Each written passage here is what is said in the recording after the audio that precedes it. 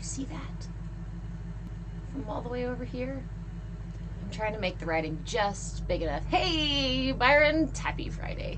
I love you. Can you guys see it? Probably not, huh? It's tiny. I know, I need a bigger board. I do have a bigger board, but it's full of other stuff. Hello. That wasn't an invitation.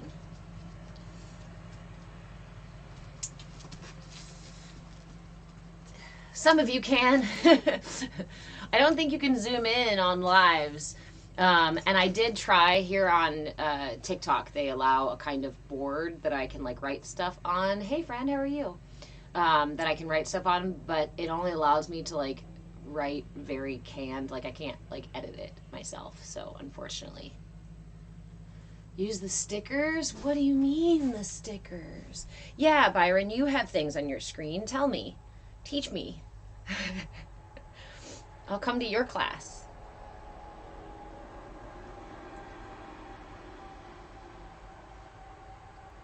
It's short, but you can. Well, also, all I wanted to do was write the names of the things that we're doing that I wanted to teach today because spelling. Because Sanskrit.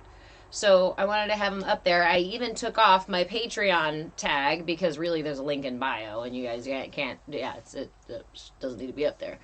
But if I can make it legible enough. Hey Kyle, how are you? Find the sticker. I'm so afraid, guys, like the lives are already on the bottom of the screen. There's an option to put stickers up.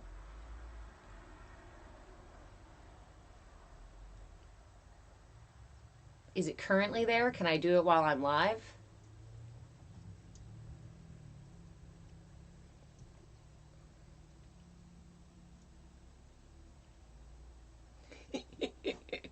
You guys are great. Poll and gift, draw and guess. No. Actually, you can only do it while you're live. You guys are so full of information, but I can't find these stickers. Sorry, YouTube. Hold on a second. We're trying to sort out the tick with the talk.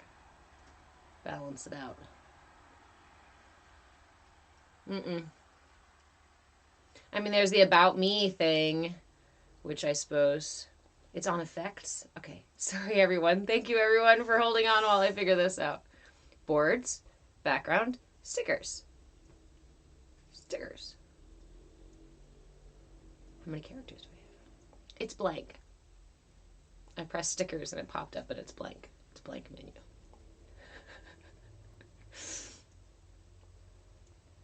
Ah, there we go. It showed some now. Okay. Ooh. Oh no, there's so many choices. Ah. Okay. There we go. Really, is that all I get? Okay, let's see.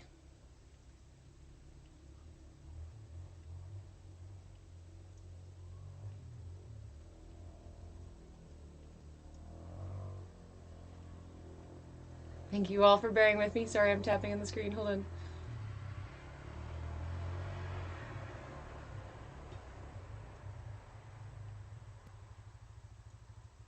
Oh, I ran out of characters.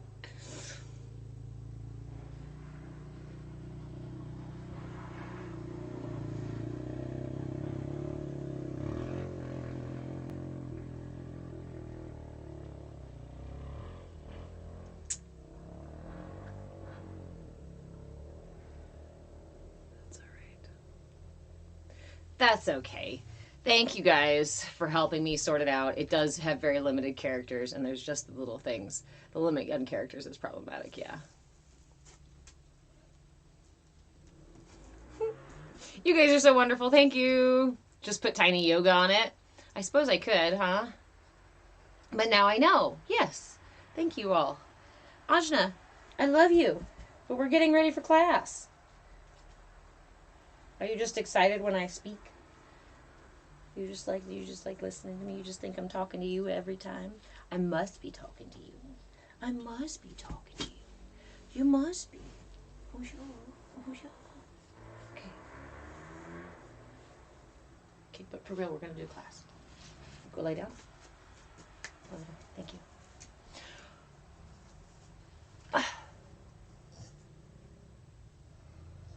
Why would I talk to a little black box, Byron? Okay.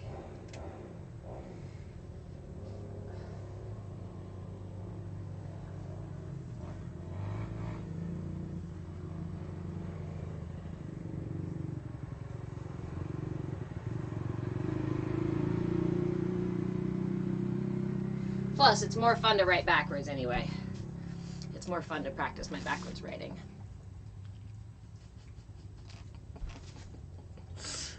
Okay. There we are, my friends.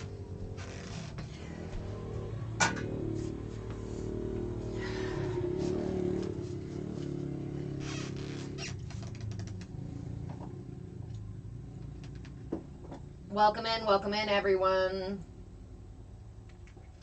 Today is Tiny Yoga. Sorry, getting the dog excited again.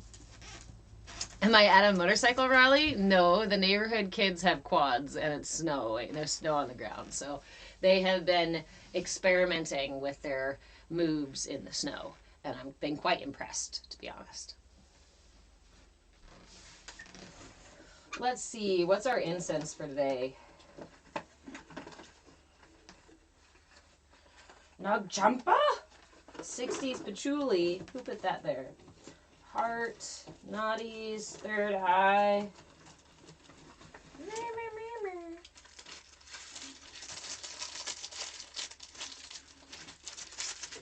Okay, we usually get started with class around 10 after to give folks enough time to filter in. If you know anyone who needs to work out some kinks, who seems to have a stick up their butt, invite them to class. It always helps me get ungrumpy. Unstuck.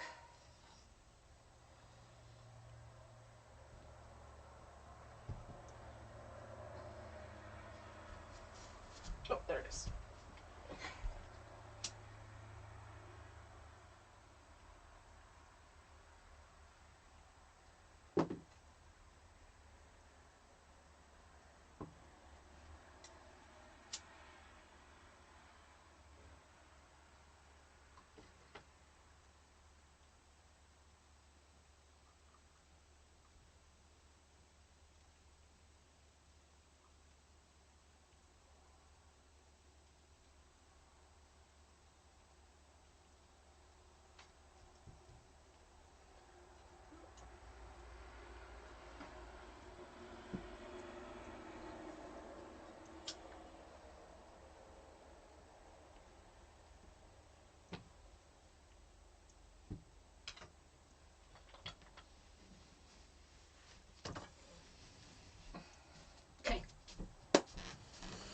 Good morning, everyone.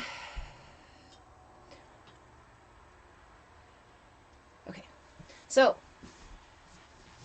for those of you who are new here, hello.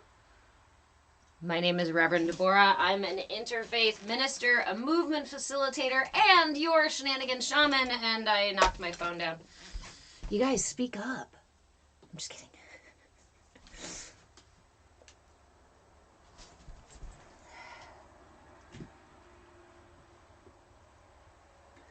It's going to be a shenanigan kind of day. I can feel it. Some comments in this live were filtered. What are you guys talking about in here? This is a space for some yoga, some mindfulness, and being mindful of our commentary, my friends. Goodness me. Go find a place to put your butt. Quit poking your screen, unless you're liking the live. That's fine.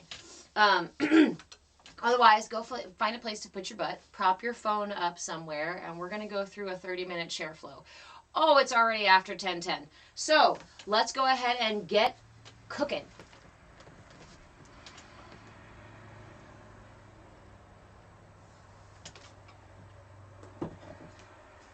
We are going to go through a couple of different tools for this week. Like I said, we are going through all of the layers of the energy body this year. So in January, we worked with the aura. I was a little bit slow on content creation. I'm trying to pick up that speed here in February. And in February, we are working with the elements in the body and the energy channels that the elements flow through, that prana flows through and that the elements move with. So I will be offering a pranayama practice, a mudra, and a yoga pose. We're going to work with both the chair variation as well as the normal pose. This one can be done while you're seated in the chair anyway. So let's see. And that's what those are. Sukhasana is our yoga pose. Anjali Mudra is the mudra you'll be learning today. And Anolum Vilom is the pranayama practice. All of them are pretty basic, simple tools. Tiny yoga is not a super high, well, it's not a high impact practice at all. You're sitting on your butt. So without much further ado, find the edge of your seat. Let me see if I got myself in the camera here. Find the edge of your seat. Just make sure you're not so far that you're going to slip off. Bring your knees to shoulder width apart. Stack your knees over your ankles. Wiggle your toes a little bit to bring your feet connected down to the earth, high earth. Even if you have shoes on, that's okay.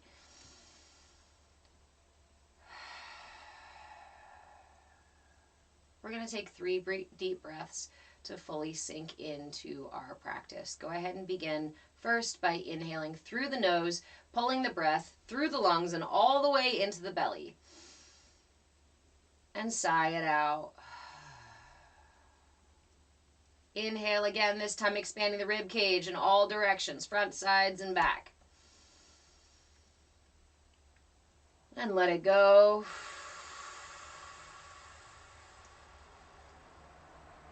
Inhale again, lifting the heart and lifting through the top of the head to elongate the spine.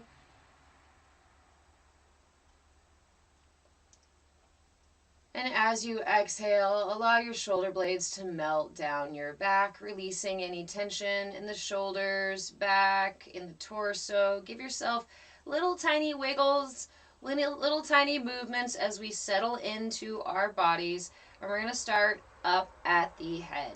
So you can keep your eyes open or close them, however feels good to you. You are your own guru. You're in your body. You're in your space. So I encourage you to take responsibility for where you're at today. Go ahead and take a deep breath in.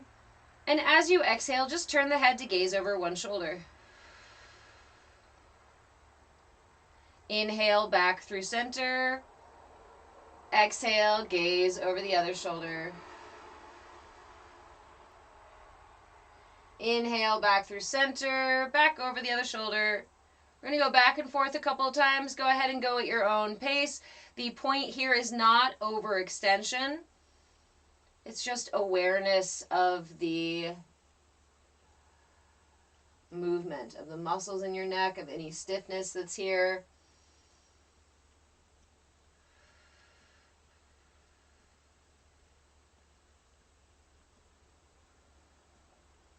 Inhaling through the center, exhaling to gaze over the shoulder. Inhale back to center. Again, lengthen through the top of the head. Imagining that there is a string dangling you down from the very center of your head. Lifting from that point. Inhale. And exhale, dropping your ear towards one shoulder. Keep the shoulders nice and relaxed. And again, the point is not to pop your neck or to give yourself a chiropractic adjustment. We are just moving it with whatever our capacity is today, wherever our body's at. Inhale up to center. Exhale the ear back down to the other side. Keeping the shoulders relaxed, neck nice and long. Go ahead and go at your own pace. Inhaling up to center. Exhaling the ear down to the one side.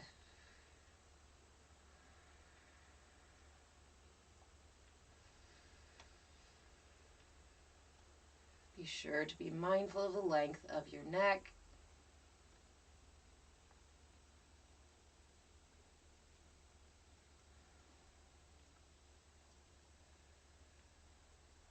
Go ahead and inhale back to center.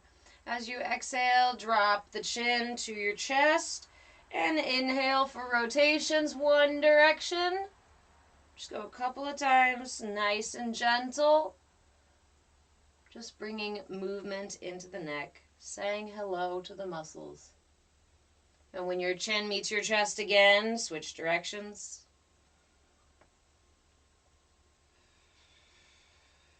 Keeping those shoulders nice and relaxed. Find the strength in your neck muscles to hold your head up as you rotate.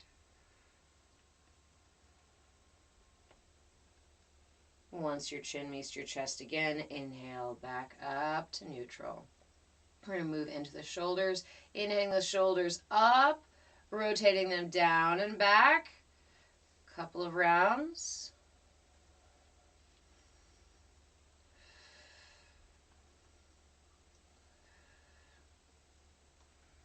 And switch directions. Nice and gentle. Not every movement, not every practice we do has to be high impact or intense.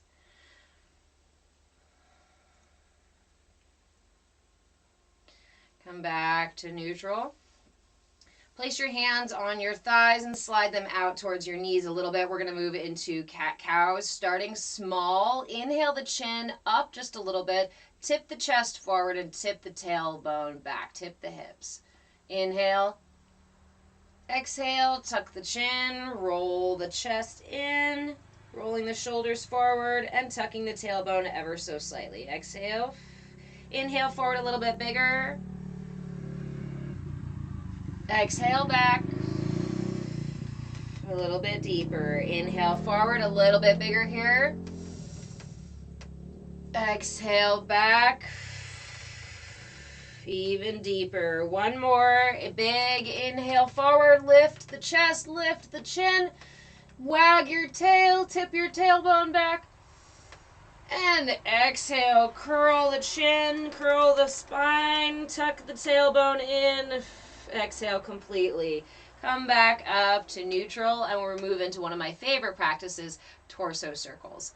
Imagine that your tailbone, good morning y'all over there on YouTube, imagine that your tailbone is a spoon and your pelvis is a bowl, and you'll use that spoon to rotate around in that bowl. Start down low at your tailbone. See if you can get a little rotation in there in your hips. Try to keep your knees shoulder width apart. You want to keep them somewhat stacked over the ankles, but as you move, there is going to be some movement, so don't try to keep everything still, right?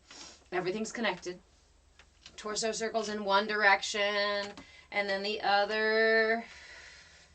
Starting small, but then moving with the belly, getting the belly into it. Switch directions again. Getting the rib cage into it now. See if you can move the whole spine. A big, long spoon. Switch directions. Using the entire spine, shoulders, and all. And come back to neutral. Drop the knees either side, wiping the knees, windshield wiper the knees, back and forth, back and forth, back and forth. Bring length to your spine again, lifting through the top of the head. Bring your knees back to neutral. And we'll pause here in the chair variation of Sukhasana, of easy pose. At the end of our flow, we'll do the regular version of Sukhasana, but for now, just seated pose. Pause here. Bring awareness down to the bottom of your feet, to the sensation created by the connection between your feet and the ground. Just bring your awareness down to your feet. Notice the connection. Notice any sensations. Notice that just by resting your awareness on the bottom of your feet, suddenly you're aware of all of these sensations in the connection between your feet and the ground.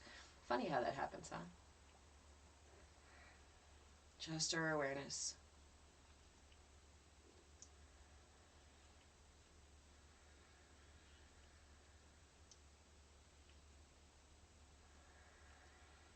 From here, we're going to move into a little bit some active movements here. We're going to do some alternating crunches. So don't be too scared. Bring your left hand to your hip or to the side of your seat to balance out. Inhale your right hand up, straight up above you. Remember to drop that shoulder just a little bit, lengthen through the top of the head, reaching with the tips of the fingers, keeping the space between the arm and the ear. Inhale, big deep breath in.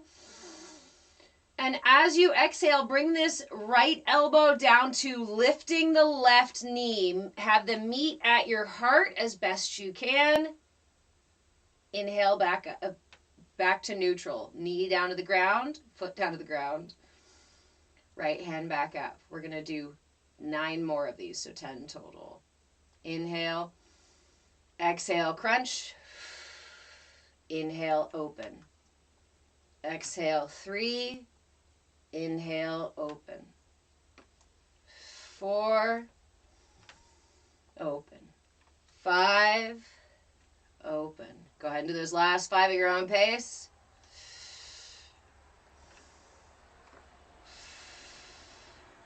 Nice long spine.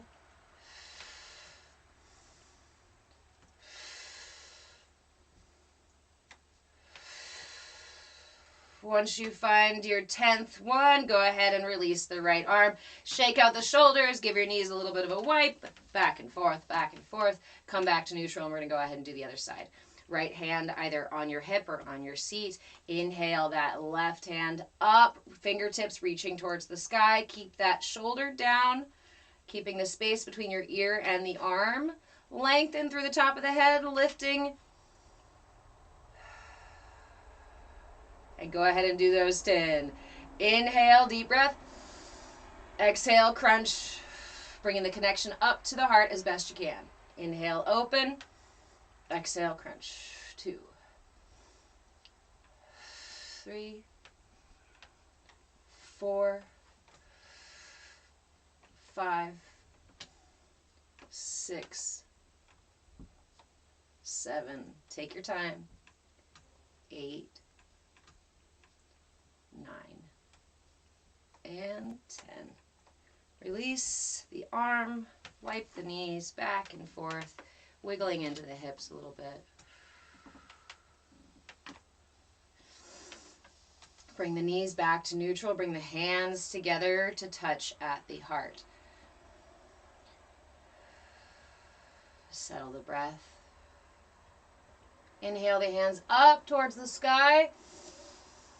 And as you exhale, twist your torso to one side. Just your torso. Find the length of that, or the edge of your extension. Find the length of your twist. And then open your arms. Your front arm goes to the outside of your knee. Your back arm goes behind you on the back of your chair or on your bed. Inhale, lengthen the spine. Exhale, gaze over that back shoulder. Take 3 deep breaths here.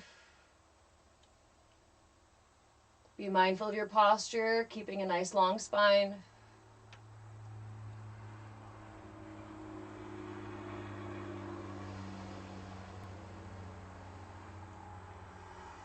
And on your last inhale, go ahead and slowly come back to neutral. Bring the palms together again at the heart. Settle the breath. Inhale the hands up towards the ceiling. And as you exhale, turn the torso to the other side. Find the full extension and open the arms. Inhale once more and gaze over that back shoulder. Nice long spine. 3 deep breaths here.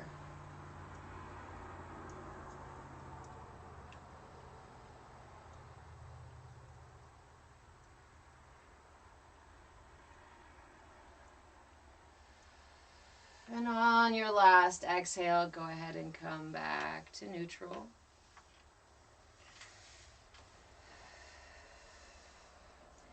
Inhale, lengthen the spine. Interlace the fingers underneath the right knee. Bring that right knee up to your chest. Give it a nice hug. Squeeze. You could even wrap your arms around your knee and give it a good squeeze. This feels good in the hip. You might notice a little pop there. It helps to keep your right foot pointed. Lengthen the spine. Just hugging your knee for a few moments here. Thanking it for all that it does. Take a deep breath in. And as you exhale, flex your right foot and then place it crossing over the left thigh. Allow that right knee to fall open for a seated pigeon. You can stay right here. If you'd like to go a little bit deeper, inhale, lengthen through the spine, and just tip your torso forward, tipping at the hips. You can stop anywhere that feels appropriate. I encourage you not to push too deeply into this and really focus on opening that right hip. You don't want to feel the pressure in your knee, and you want to keep that right foot flexed because it'll help protect the knee joint. Focus on dipping into the right hip. You can rest your elbows on your knee if you'd like. It does deepen it a little bit. If you have the space to do so, great.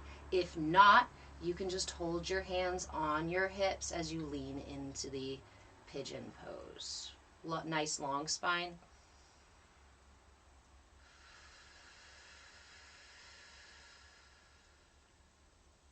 With each breath, notice the way the inhale creates a little more space. And we sink a little deeper on the exhale.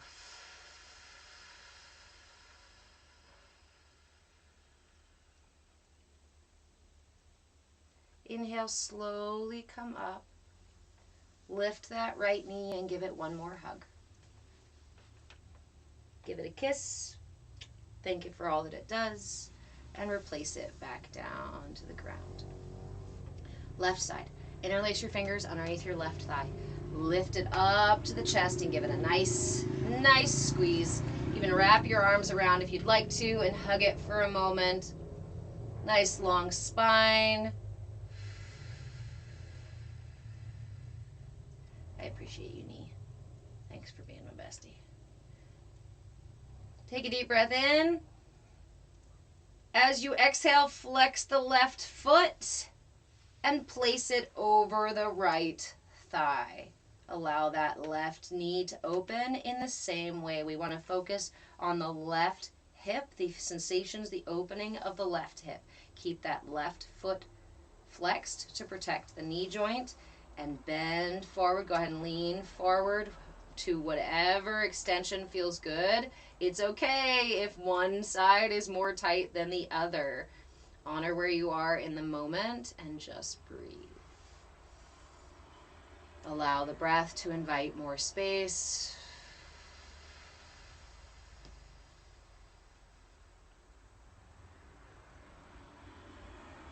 Nice long spine.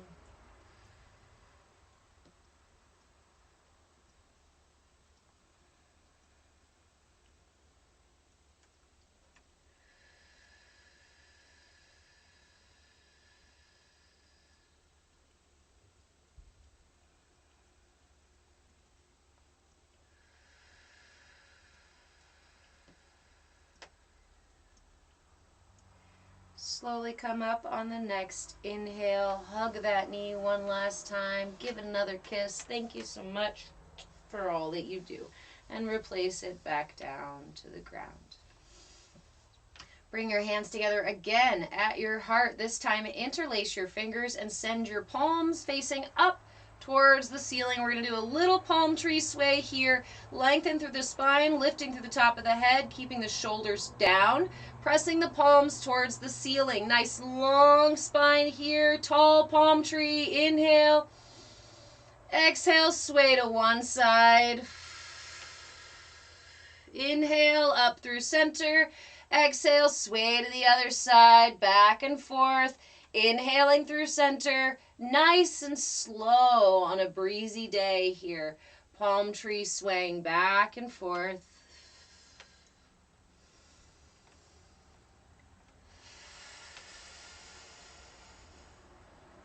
Inhale, back up to neutral.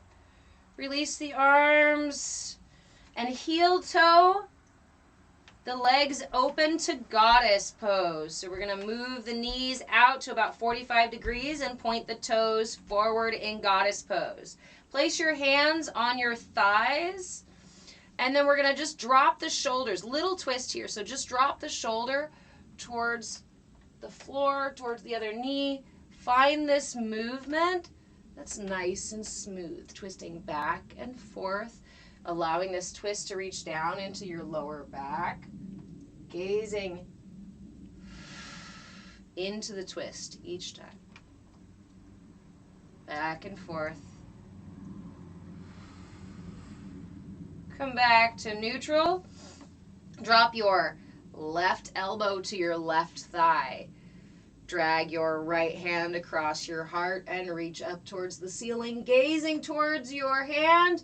Reach up nice and tall. Inhale and exhale, back up to neutral.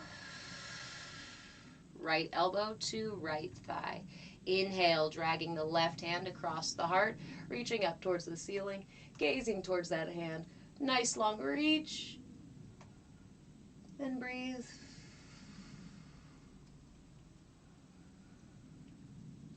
And on your next exhale, come back up to neutral. Bring your palms together at your heart. Send them up overhead. Split the hands, reaching up towards the ceiling with the hands shoulder width apart. Go ahead and lengthen through the top of the head. Drop the shoulders. Keep that space. We're not trying to close up our ears. We want to give our neck and our ears and our head plenty of space to be. We're going to tip forward. I encourage you to go as far as you can without using your hands for support. Focus on using the abdominal muscles to hold your torso at an angle. So inhale, lengthen through the spine. And as you exhale, slowly tip forward. Find the space that feels good to you to hold, even if you're all the way parallel to the ground. And breathe here.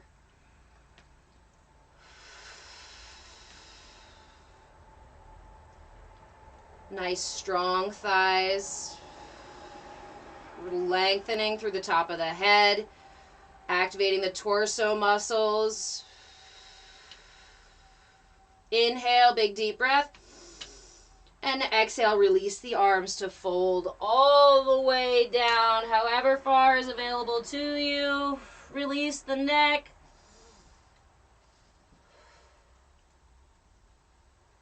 Take several breaths here.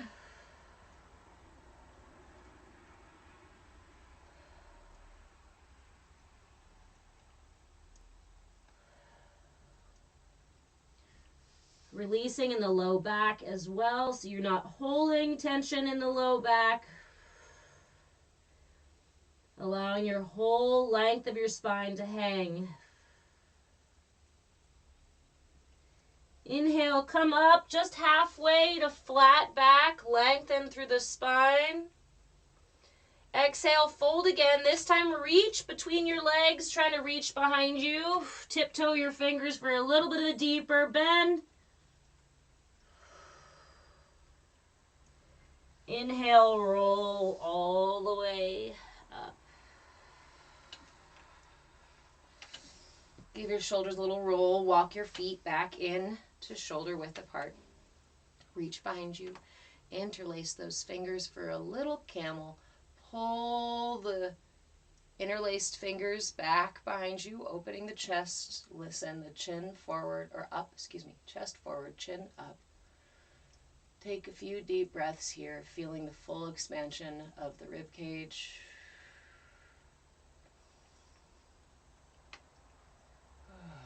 Making space for the lungs, making space for the heart.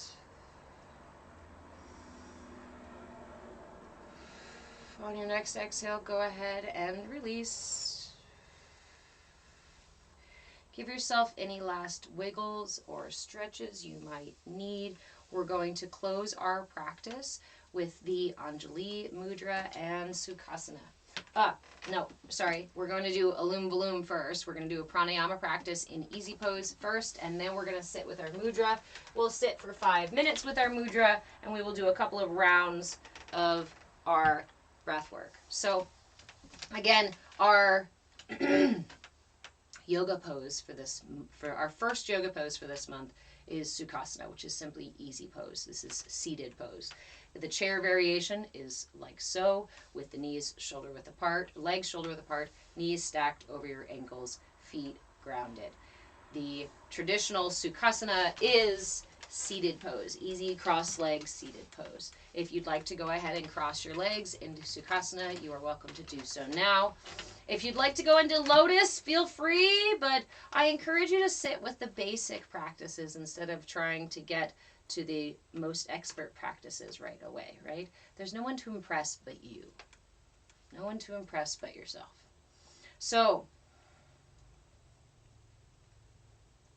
as we explore our energy channels and the elements in our body and the way that our energy moves through our system, easy pose is an important position to have, right? Because this is how we sit for meditation. This is how we sit without the activity of a yoga flow, without the tensing and releasing of muscles that are needed to hold us in different positions. Hi, Orange Vigilante, how are you? Sukhasana is that place that we come to return to our inner space. This is really important when we're cultivating awareness of the way that our energy moves. If you're not familiar with the way that energy moves through your energy body, I encourage you to find a nice, easy seated pose. Close your eyes and just notice the flow. Notice any sensations that occur in your system. Notice how busy your mind is, or not. Notice the quality of your breath. All these things are interrelated with your energy. We think energy is so elusive, but it's intertwined. It's connected with everything, every process within our systems. If you can experience those processes, then you are experiencing your own energy. So our practice, our pranayama practice that we will do a couple rounds of is called Anolum Vilom. And it's simply alternate nostril breathing. There are several versions of alternate nostril breathing. Nadi Shodhana is another one that you may hear more often. It requires a holding in between breaths. So today we're going to start with Anolum Vilom, which is just breathing, alternating each nostril. We start with the alternating because holding the breath retention is actually a more advanced pranayama practice, and it's not suggested that you start with practices that require you to hold your breath, which is usually why I don't recommend like box breath and things like that right off. So Anolum Vilom is a really good way to awaken the awareness of your nadis. Your nadis, N-A-D-I-S, N-A-D-I-S, N-A-D-I. Your nadi is a minor energy channel that comes from the third eye and intertwines between each of your chakras to reach the root chakra. We spoke about this system and that flow on Wednesday. If you'd like the replay, it is on YouTube at Move with Change. Hi, YouTube. How y'all doing over there? And so we spoke about the nadis and how the nadis work and how the nadis move the chakras, and we can talk about that a little more after our practice. For now, we'll cultivate our awareness of these nadis through breath work that is intended to use the nadis, alternating one side to the other. So the right side is the solar or yang energy. The left side is the lunar or yin energy. So to do this practice, there are several hand positions that you can use to alternate nostrils. I like to use the traditional Vishnu Mudra to do so.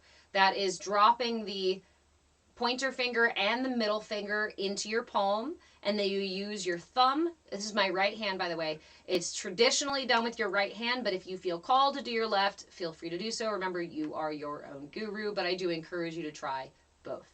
So, right hand, dropping the first two fingers into the palm, leaving the rest of them extended. This right thumb will close the right side of your nostril.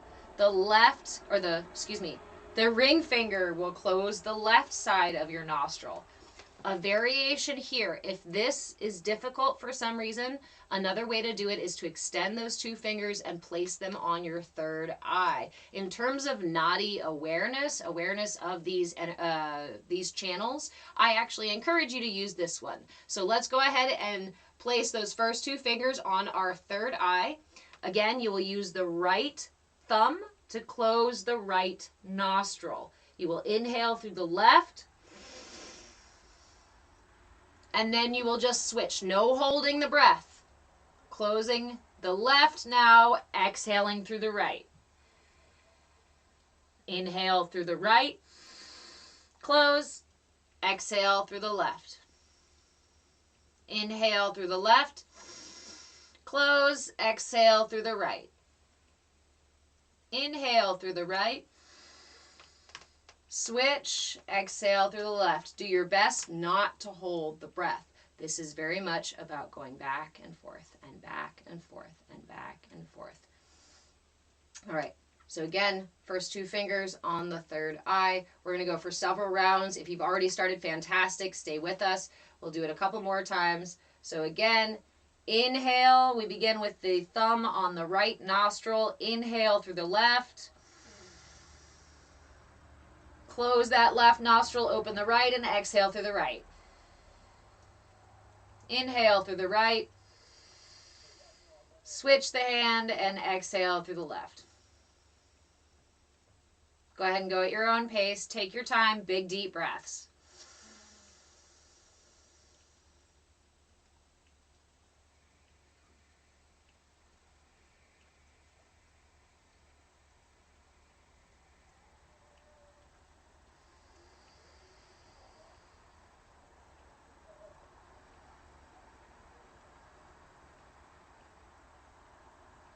Cultivate awareness of the breath beyond just the sensation on your upper lip, just the sensation in your nostrils. I encourage you to see if you can follow the breath into the third eye or out from the third eye into other areas of the body. I encourage you to just notice. Don't try to chase down the breath.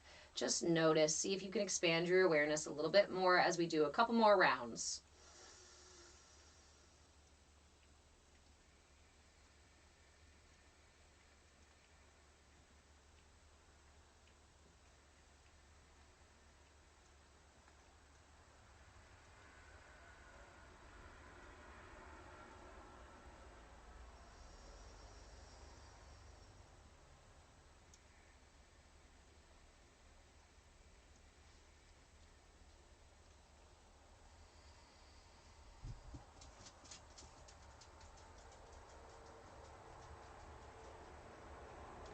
Once you find your last exhale through the right nostril, go ahead and release.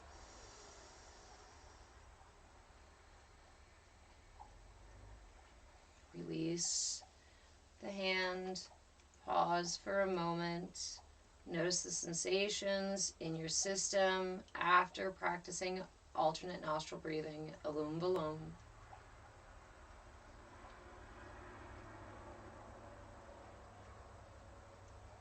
Just bring your awareness into your body. Allow it to travel wherever it is called.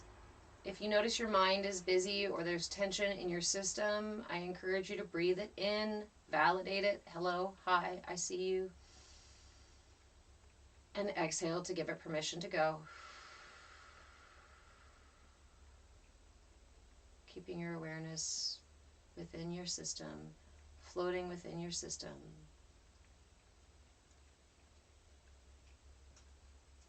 No need to rest anywhere in particular.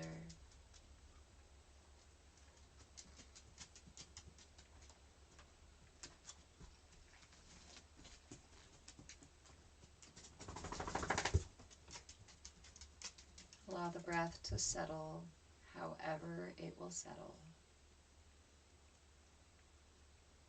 When you feel ready, we're going to move into our Anjali Mudra.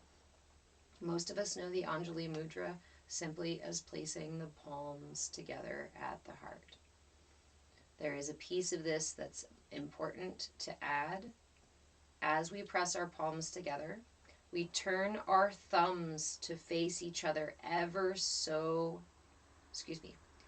face the sides ever so slightly. So it creates a little bit of space between the palms, turns the thumbs side to side so that the thumbnails, the backs of the thumbs, get anchored to your sternum. That pulls the elbows out a little bit, so you'll want to lift your heart and lengthen through the top of the head. Gently tuck the chin. Your posture is important. The position of the thumbs and the anchoring it onto your sternum are important for Anjali Mudra specifically. Namaskar Mudra is where you slap our hands together and say hello. This is a mudra of reverence, of honoring everything greater and smaller than us. Offering gratitude for the opportunity to exist. So go ahead and close your eyes, and we're just going to sit for 5 minutes with this mudra. This mudra is more about, or less about sending prayers exactly, and more about the interconnectedness of all of these elements in our system. The elements, the channels for each element move through each of the fingers. A different element rules a different finger. So when we bring our palms together, our hands together, we are connecting the flow of these elements. This can intensify the flow of elements through your system. It can strengthen them. You may notice as you sit with this mudra that it might even generate heat.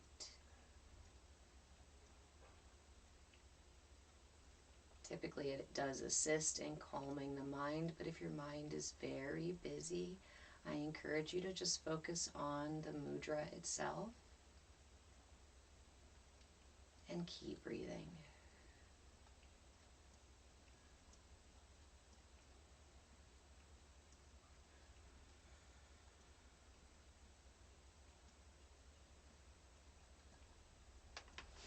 I'm going to set my timer so we sit for a full 5 minutes.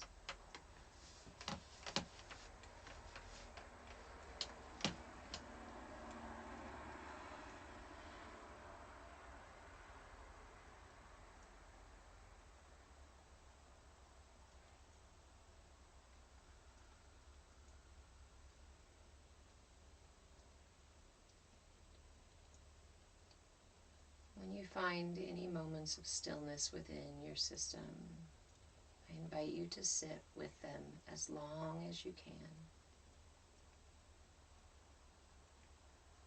Be in them with a kind of awe, as if you've slipped into another dimension entirely.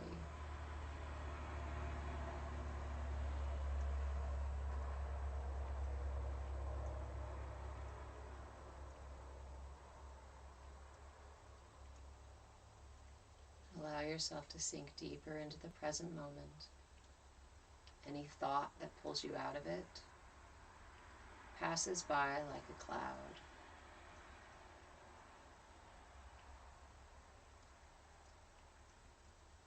Any point of tension you may find in your neck or your back or your forehead or your jaw or your knee or your toe or wherever it is, it passes through you like a belch, like an exhale.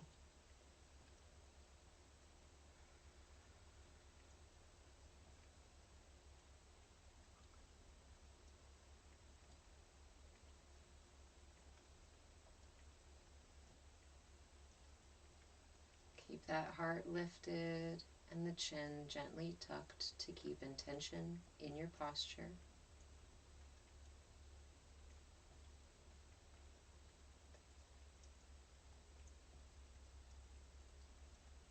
We want the connection between the palms to be intentional but without tension. So if you notice your palms are pressing harder and harder together, you're losing intention in your mudra. So bring intention back, anchor those thumbs to your sternum,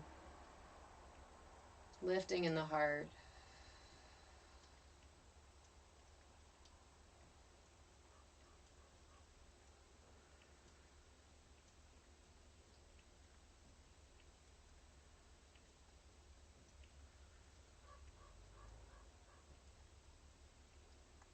If your mind is extra busy or your body is extra sticky, I invite you to offer a gentle smile and smile to the tension.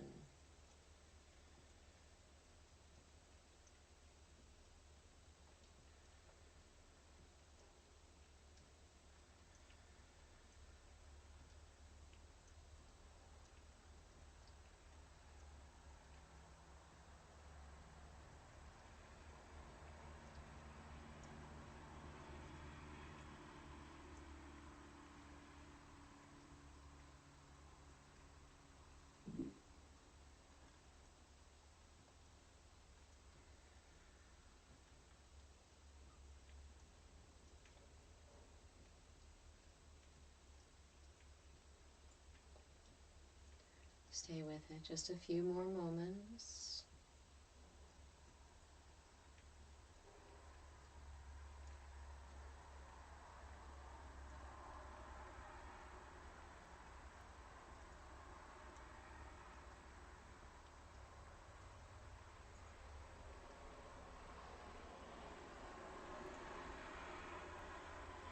Allowing yourself to sink deeper and deeper into that place of awe, as if everything around you is a new sensation, new information. But instead of frantically searching for answers, we just open up to take it in.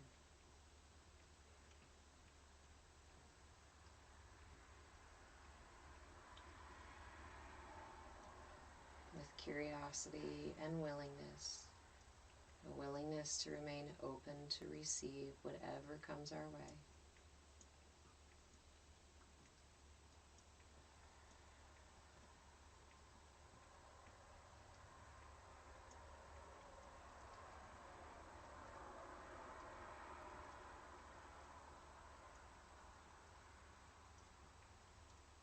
Go ahead and take a big, deep breath in. And exhale the breath completely. Before you release your mudra, I invite you to offer gratitude. You can leave your hands in prayer, or you can lay one over the other over your heart in gratitude for today's practice, in gratitude for the prana, for the mudra, in gratitude for the present moment. In gratitude for the life force, the energy that is always flowing through the path of least resistance to bring us to our highest good in every moment. Offer yourself gratitude for taking the time for self-care today, and thank you for joining me in our CAYA space where we can learn and grow and thrive together. When you're ready to come out of your practice, I encourage you to rub your palms together and to cup them over your eyes before fluttering your eyes open.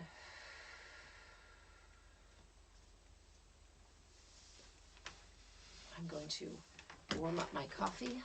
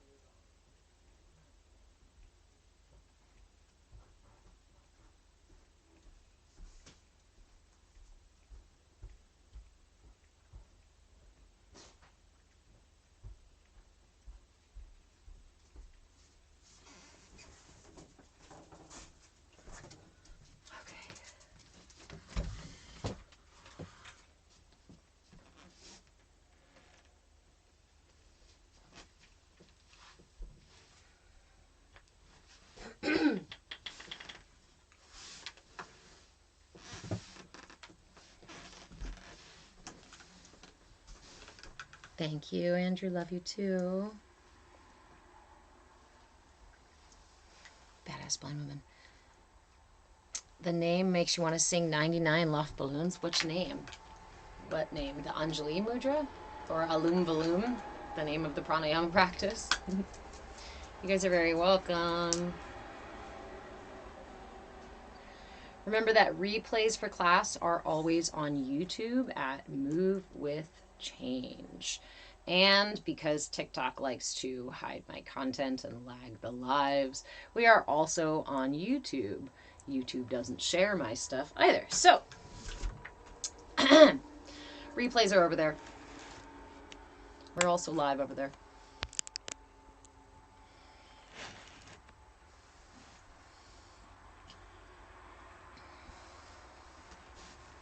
Don't let me forget my coffee is on the stove. I mean, more coffee is on the stove.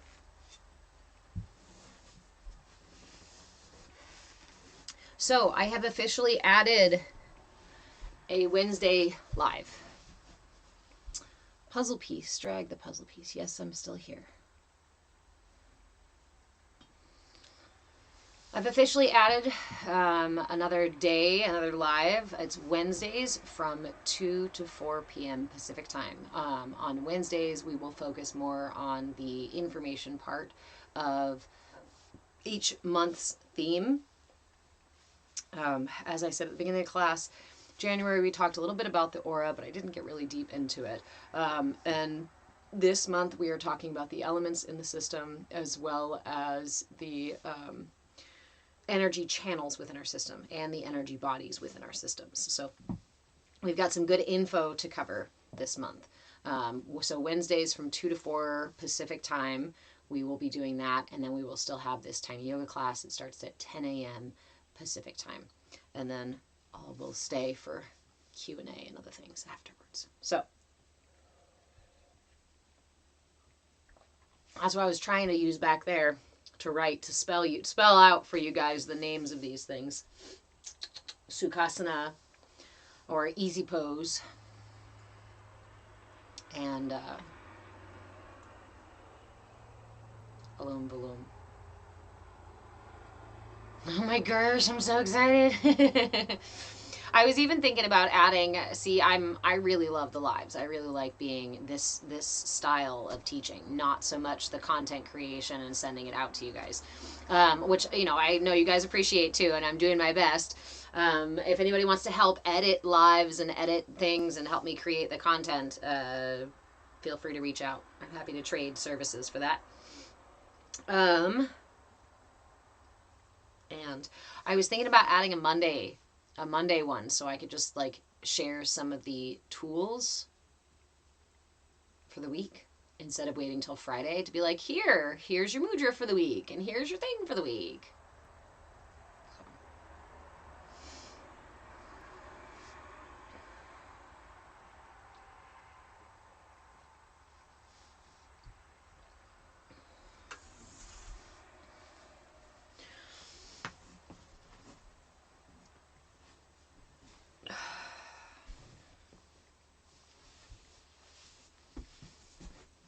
So, Nadis. I find it interesting that we can find different depictions of the nadis, of these minor energy channels. So we have that central energy channel that moves through the very center of our whole system. I like to think of it like a flute, right? Or like a big straw with holes in it for the chakras. But there are also these minor channels, the solar and lunar channels that move through our system. And they go from the third eye and intertwine between each chakra. They cross between each chakra and go intertwining around the chakras. This is what gives the wheel, because chakra translates to wheel, this is what gives the wheel its rotation. Just like you imagine pulleys, right? So imagine these as belts. Your Pingala, the yang side, the solar side, has an upward motion here, right? And then the lunar has a downward motion. Sorry, no, that's weird. You guys are too low. And so we have two pulleys moving in different directions. That means this is happening. So with your third eye, that turns your third eye to the left. That makes this, the front of your third eye, a lunar chakra. This is the lunar center for your third eye. We spoke on Wednesday about how the chakras have a front and a back. And with that, we have the front side is the lunar, and then the back side is the solar. So then if we have those pulleys doing what they're doing, right? They cross and go around the throat chakra.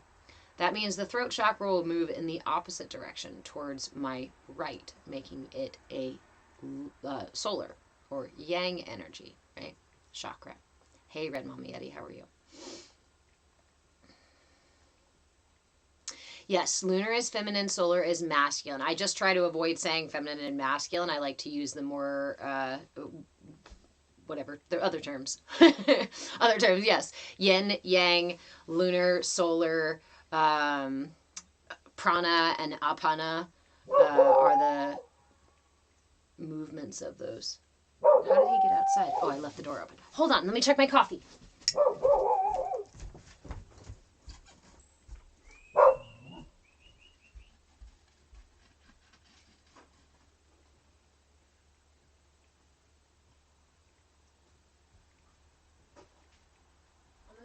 door. If you're going to go out and yell at them, I'm going to close the door. The privilege of being able to have the door open for you to go in and out means you're not harassing anybody out there. Right, doggo? Right. Okay.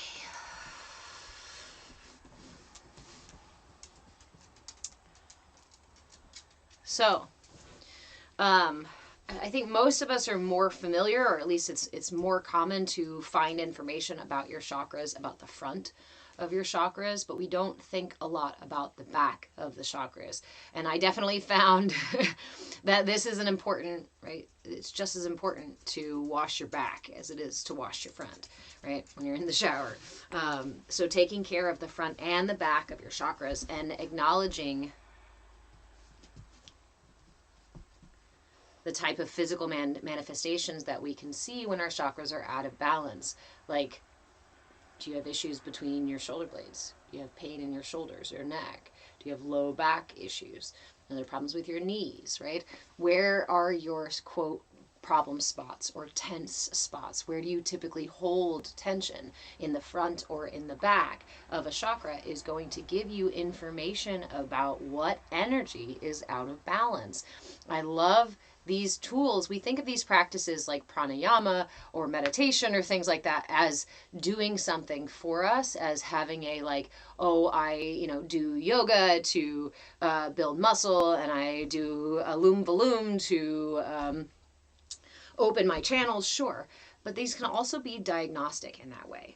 So if I'm doing alternate nostril breathing, Anolum Vilom, as we did today, and I notice that one side of my nose is difficult, I'm having a trouble breathing from that side, that means that particular flow of energy is somehow sluggish in your system, right? Or somehow slow flowing in your system. That's going to tell you the kind of things that you can do then to help boost it, right? Just like one of my favorite practices is doing Surya Namaskar, sun salutations, is doing sun salutations with my eyes closed, because as you do sun salutations with your eyes closed, the same rotation again and again, the same couple of moves again and again and again, you will notice that your body sometimes tends to start to move on the mat. Or if you have your eyes closed and you step forward from down dog and your foot plants way over here and your back foot plants way over there because your eyes aren't opened, you can notice where your body typically goes to, right? We use our senses to then calibrate us to our reality and sometimes to ignore our system. Hey, Ryan, how are you? Hi, sir. Hello. Do you do alternate nostril breathing? I doubt it. Let's see. How did it work? Did you like it? Should we do it again? Thank you, Ryan. Thank you all. Remember, replays for today's class are on YouTube, and replays for Wednesday's classes will be on YouTube too. Wednesday's class is where you're going to get the bulk of the information about each topic each month. I intended to give even more information on Wednesday, but I like to go at a really, natural flow, right? I talk about the subject matter and then I answer questions and offer tools as we go. So it can be a little bit choppy if you're there just for the information. Again, I do have some folks helping to edit if anybody else would like to help edit and help create more like concise sort of things. I would really appreciate that. Until then, you'll just have to zoom through the shenanigans, I guess. But there are several tools. I like to offer tools when they come up. So on Wednesday, there are several tools that I offered, and info. Mostly, we just talked about the chakras themselves, about the location of the chakras, the front and the back of the chakras, the movement of energy, the Sushumna channel, the central energy channel that goes through the system, as well as the Nadis. We didn't even get to talking about the elements yet. So on next Wednesday, we will talk more about the elements themselves. Starbucks is serpent coming up. This means dragging, dragon, or dragging, not snakes.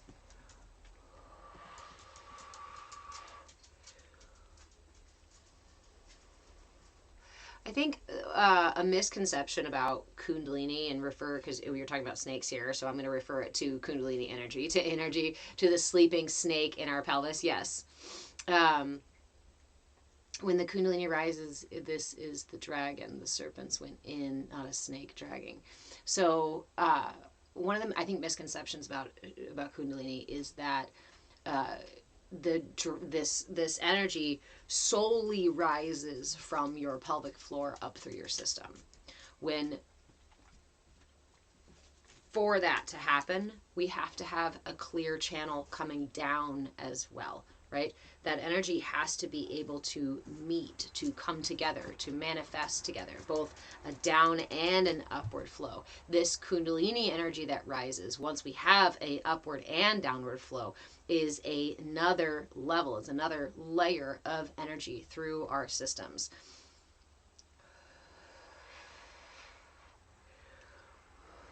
And when it rises, I love the way, Ryan, that you're saying these things. And when it rises, it is akin to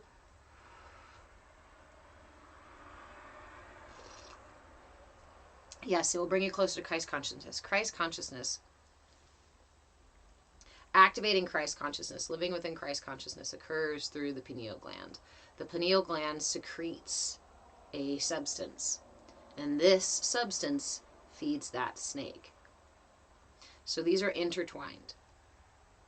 That dripping substance feeds the snake. We also have a substance in our spinal cord, a fluid that flows up and down the spinal cord, which has its own, what's it called? Pulse. Has its own pulse. As you learn, if you've ever done acupuncture or Ayurveda or whatnot, we have several pulses in our system, not just the simplistic Western idea of, oh, the heart pumps my blood and my blood has a pulse and that's it. No, we have actually several different ones because of the different energies that move through our systems. Ryan, 144,000 nervous system. This is the beauty of it. Somebody said it on Wednesday. Somebody asked a question on Wednesday about the chakra system, and I was saying how the reason it's so important for us to learn how this system works is because it's one of the many systems, one of the many ways that we can perceive the entirety of creation, right? These from the Fibonacci sequence to the chakra system to the tree of life and sacred geometry, through even religious texts and stories and whatnot. All of these pieces are the same.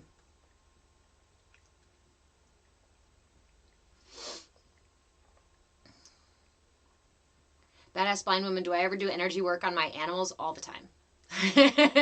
All the time. Sometimes I think that's why they come and sit in my lap all the time, but yeah, all the time. Honestly, we are all exchanging energy all the time. This idea that we are like isolated little encapsulated creatures or bubbles or whatnot is denies how our interconnectedness, right? Denies the interrelationships. Words aren't wording great today.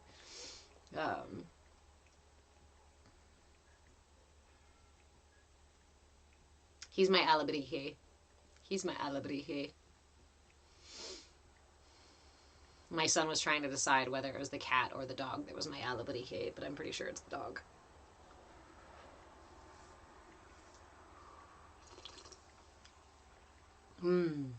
So, energy exchange is always happening. Energy exchange is always happening. And when we can experience the energy relationships that we have. Hey, G-Boy, how are you?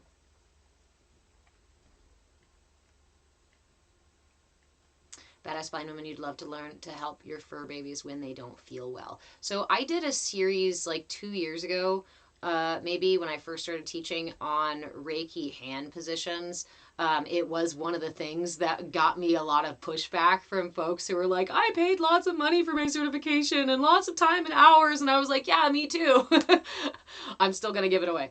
I'm still going to give it away because it's really important and really powerful. And if somebody wants to go take the training, there's still plenty more that you will learn in the training besides just the hand positions.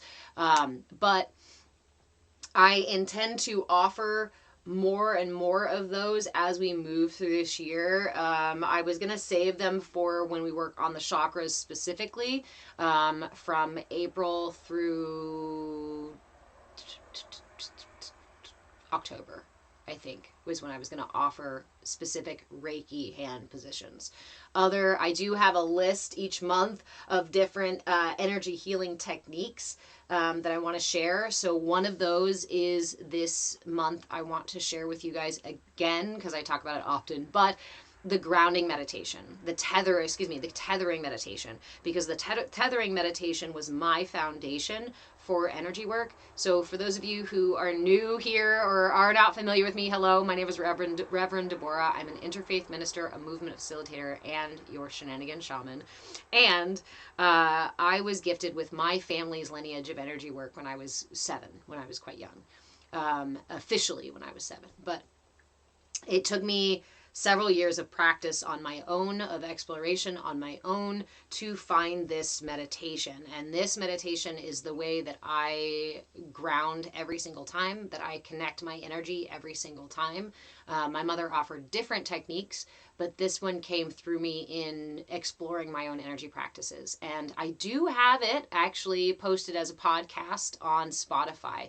I think Spotify is listed on my link tree, and it might also be listed on my Patreon page. I am Move with Change on any of the platforms that I'm on. I am Move with Change. I'm the only Move with Change. Yeah. And if you want links to things, go find them on the Patreon and such. Thank you, friend. How are you? Red Mama Yeti. I really, I'll pin that too. And I know other people are responding right now because this is something that I really like to talk about. You heard today that only 444,000 people will get to New Earth 5D. Why do people put these limits on beings? So I am very much like, I don't subscribe to the idea that there are specifically 144 people that will only evolve, or 144 people that are here to save us, right? I think it's divisive rhetoric. Do we each have a purpose and a place, and are they unique? Yes. So may there be 144 people who are resonating at a different frequency or helping the collective evolve into that next frequency? Maybe, right? To some degree. Yes, there are always going to be people at the beginning of the pack and people at the end of the pack and somewhere in the middle mixing around, right? So we can recognize everyone is important to the wave. Every drop of water in the wave is important. We humans and our egos get obsessed with only the tip of the wave, only that white water at the tip of the wave. I want to be that. That's fancy. That's cool. Only those are special. And we forget to acknowledge that the entire fucking wave had to happen to create that white water at the top, right? So I always veer away of something that says, I'm special, you're not. Because I don't believe that. I think that's divisive rhetoric. I think it's operating out of our own ignorance when we start to separate and say, I'm better, you're better, whatever. There's no such thing. It's our human judgment. But as others saying are, it's because, right, it's a frequency. 144 is a frequency of consciousness. Yeah, Ryan, absolutely. Have a wonderful day. We're all the nervous system. Yes. So, Shira, you say those kinds of numbers are odd. Actually, you can find 144 in sacred geometry, in the chakra system, in the Fibonacci sequence. You can find the number 144 in a variety of places, and that's why it's important, right? Just like the number 22 or the number, I don't know. I'm not a numerologist. I apologize. I don't have all the details of how all of these things come together, although I'm learning a lot of them and I love them and they excite me. I'm really focused on the energy system and how our energy moves and how that relates to the collective, right? And the collective body, how we have a collective body of energy and we have individual bodies of energy.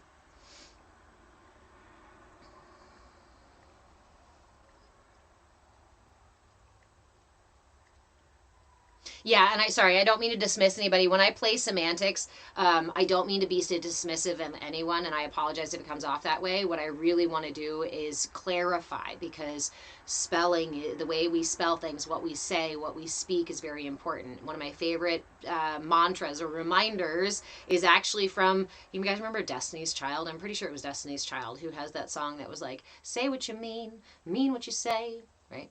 So say what you mean what you say what you mean when you say it. This has been an important piece of my journey because truth lives in the throat chakra. My personal truth and my ability to express that truth, as well as my ability to receive other people's truths. And I'm also a Virgo. So I may have been a little perfectionist about it for a while there.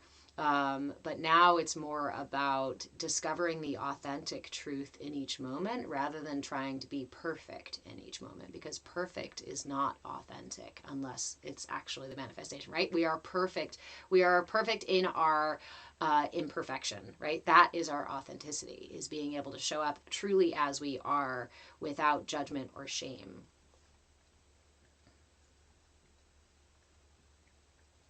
G-boy, I am not what you think I am. You are what you think I am. I like the way you said that. AKA, right? I am another yourself. We are mirrors for echoes, for reflections for each other. And why? Why are we just reflecting all these things back and forth? Because consciousness is light. Because consciousness is light, and we are stuck in the illusion of this prism of reality, right? A house of mirrors. Where's my prism? A multifaceted prism. What happens? You guys know. I love to say this one. It's my favorite thing in the entire world. When light shines through a prism, the light, you don't even see. Like, I was just thinking about this the other day. You don't even look at... you don't even see the light as like a beam of light, right? Like, you can put a flashlight, I guess, through a prism, but the prisms hanging in my window here, they don't have a beam of light directly into them. But as the light shines through, it reflects upon all those facets and manifests the different parts that make up the whole. We are facets of sunlight, right?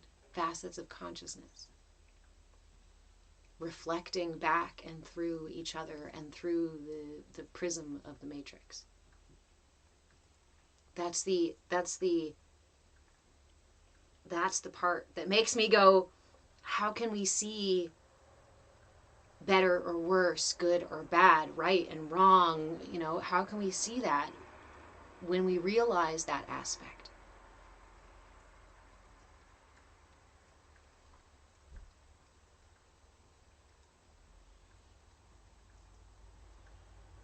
We don't go outside after a rain and look at the rainbow and argue over which color is allowed to be there, right? Or which color is the most godly color in the rainbow. Or if you live purple, well, then you're wrong. Only living yellow is the only way to live, right? Only this small section of color red will get to go to heaven. We'll get to evolve into the 5D.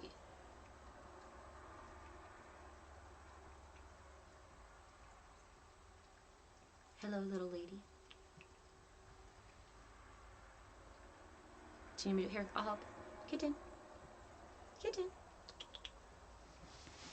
They are so funny. The cats will purposely avoid the camera. She even ducked as she came under it. She was like...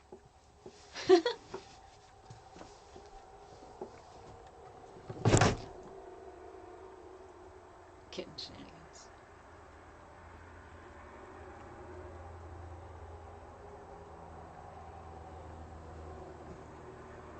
If the mind believes that, the body believes it. If the body believes it, you must create it.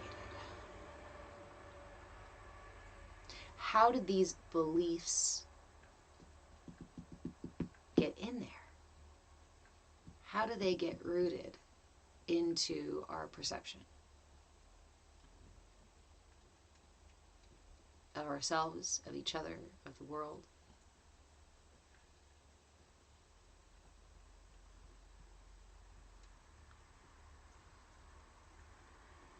Red Mummy Eddie, why put people down for being where they're at?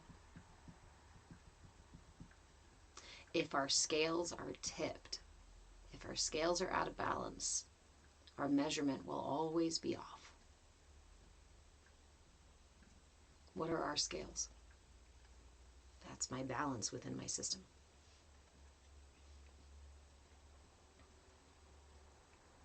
These things get rooted in our unconscious experiences.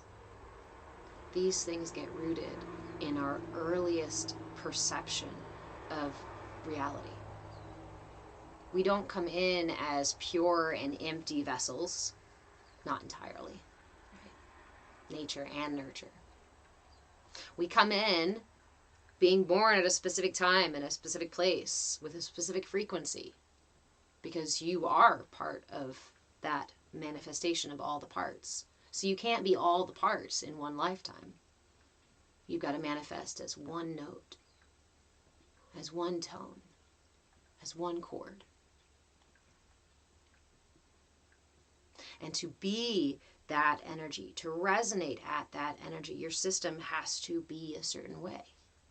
For us to hear the guitar has to be made like a guitar. A flute does not sound like a guitar, and a guitar does not sound like a drum. Well, I guess if you bang on it, you kind of can. But we need all the instruments for the symphony.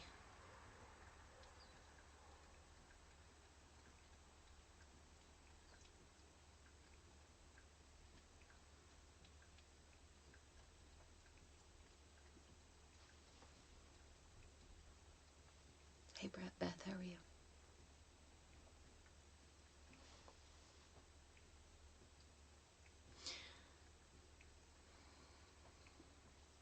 The quote that I really like seems to sometimes trigger people. Universe, yes, Juliana, one song. We are one song. In fact, they say we are one iteration of Sophia.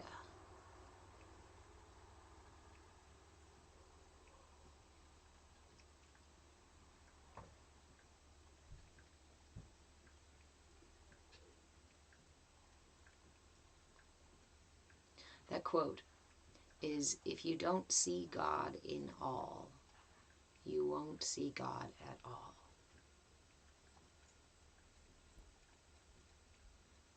But I like this quote because it's the same as saying, right? If I don't see all those colors as the whole, all the colors of the rainbow as part of the whole, I can't have that light without all of those colors. So if I try to take purple and red out and leave only yellow, then I don't get the light that I'm looking for. I don't get pure light, experience of the full spectrum of light. And even in my limited little human experience, I can't even see the full spectrum of light. The light that I see is limited by the facilities of my eyeballs. My perception itself is quite limited. I am just a little tiny speck in the universe. But then some of us little tiny specks turn around and say, I know what God meant. You see, he needed me to come and interpret these things for everybody and to tell them that I'm the expert on God. Or as I grew up, it was, you have to go through the church or the priest to talk to God.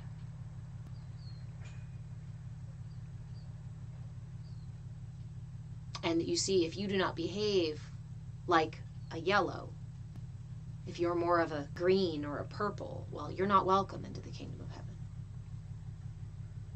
Well, then there's something wrong with you. We should all smash together into the color of yellow.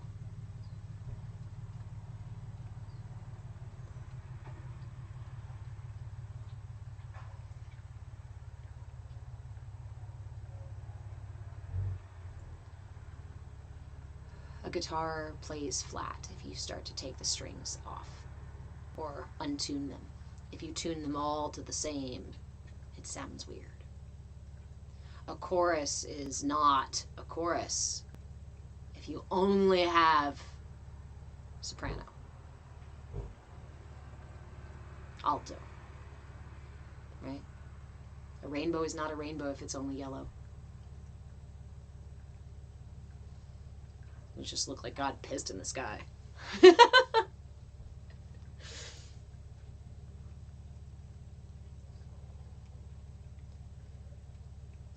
These visuals, analogies, help me hold my fellow humans in compassion.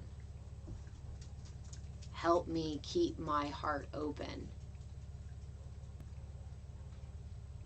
to others who are bickering over the colors of the rainbow.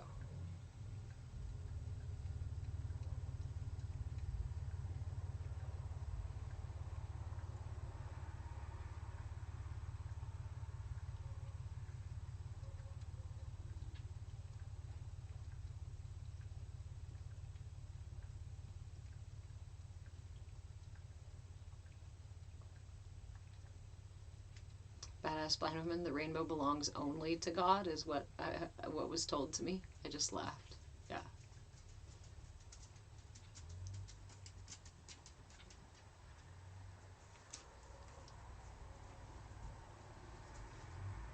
What's a great way to keep us from God? Turn us against each other. What's a great way to keep us unhealthy? Keep us disconnected from the systems that manage our health.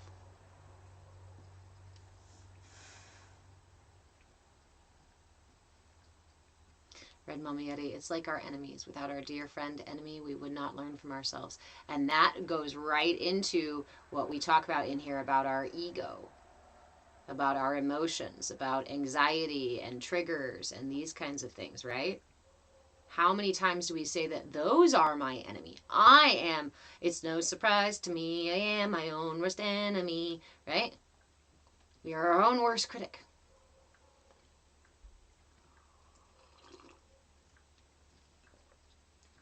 We fight even, create enemies of even ourselves.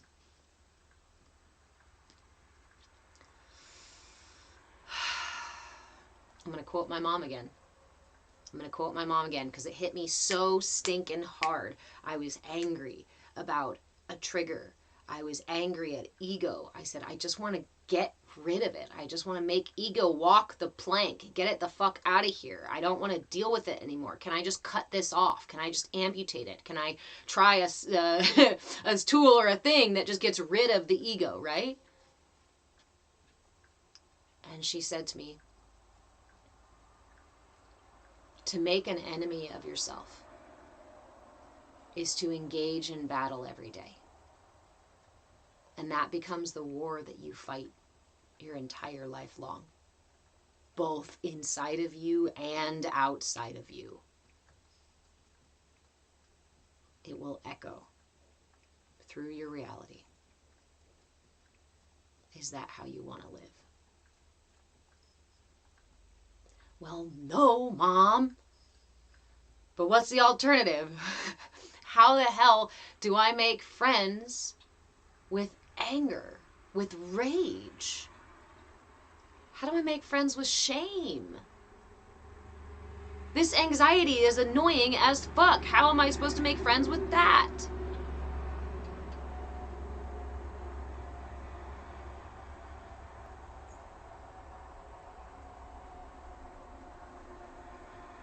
Radical self-acceptance. Do you know what led me down the path of radical self-acceptance? Was the understanding that every trigger, every ego manifestation, every emotional pattern and energy pattern, these are all my allies. They have been keeping me safe my entire life. What do we say? Right? Every trigger, every emotional outburst, we look at children and even adults, is an unmet need. All of these things are unmet needs. And my ego and my energy is bringing it up. saying, this is an unmet need. Are you ready to meet it today? Can you meet it today? Can you meet it today? Will you meet me today? And when my mind was unconscious as a child, and I was in an unsafe place, ego stepped in and said, back off. She is worth protecting. Your ego stood up to whatever felt unsafe and dangerous and said, they are worth protecting. You back off.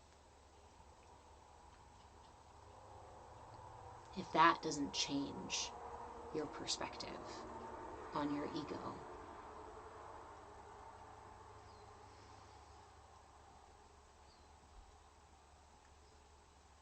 it changed mine.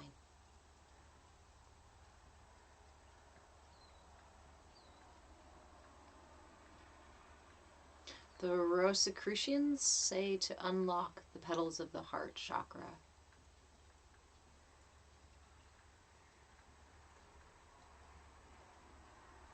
Yeah, so Michael, that's another practice for changing your perspective, right, on the thoughts and the feelings that we have, is to sink them into the heart, is to just practice loving the heart, loving from the heart, and sending love to these other parts. Here's the kicker for me. The kicker is that I can't always muster love. When I'm out, yes, okay, I admit it. Hello, my name is Reverend Deborah, and I experience road rage. Do I scream at people? No, not anymore. Do I flip people off? Do I drive erratically? No. But the energy rises up in me. And it used to be frustrating. And I used to blame the other people who did the things for my emotional reaction. Now I recognize, thank you for wanting to keep me safe. I can tell you, my lovely rage, that flipping that person off is not going to keep me safe, is not going to make me any safer, and is not going to encourage them to drive any better. So I become the first mate to my pirates. I call my emotions, my triggers, my different ego characters as pirates. They're pirates on my ship. Thank you for the follow, friend. And the pirates on my ship are not always great at self-management. They're not always wise. And they don't always have the maps or know how to fucking drive the ship or navigate through a storm. Sometimes my pirates see a battle over there and go, fuck yeah! And drive us right into it. Just to fight, right? But the first mate is responsible for managing the crew and communicating with the captain. Where's my captain?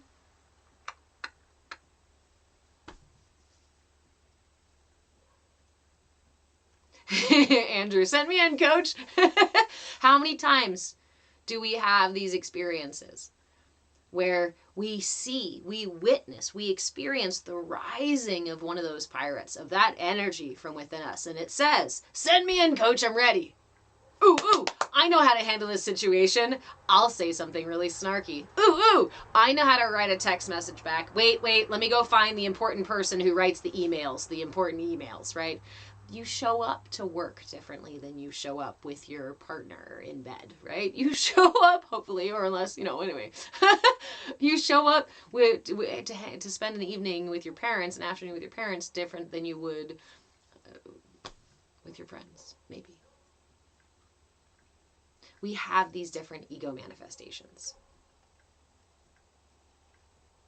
Where did they come from? Why are they there? That's our energy system manifesting protectors for us. During those first 8 years of life, your brain stays in the theta brainwaves. I know those of you who hang out with me hear this thing over and over and over again, but I can't get enough of it. It is my favorite treat. Your brain lives in the theta brainwaves, doesn't completely come out of theta brainwaves until you're 8 or 9. Theta brainwaves is REM sleep. REM sleep. Our children are in the dream time. So they're not the ones making the fully conscious decisions of how they're going to act and what they're going to say and what they're going to do. That's why they're totally chaotic. You want to see source energy really fully expressing itself? Wait until you see a 2-year-old. And during that time, when we are these dreaming little squishy things, our wiser, slightly wiser, protective mechanisms that are in our energy are learning how to keep us safe.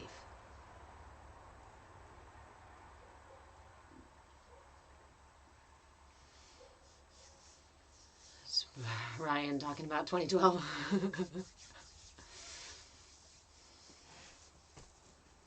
We have been going through shifts again and again and again. We live in this undulating universe with tides.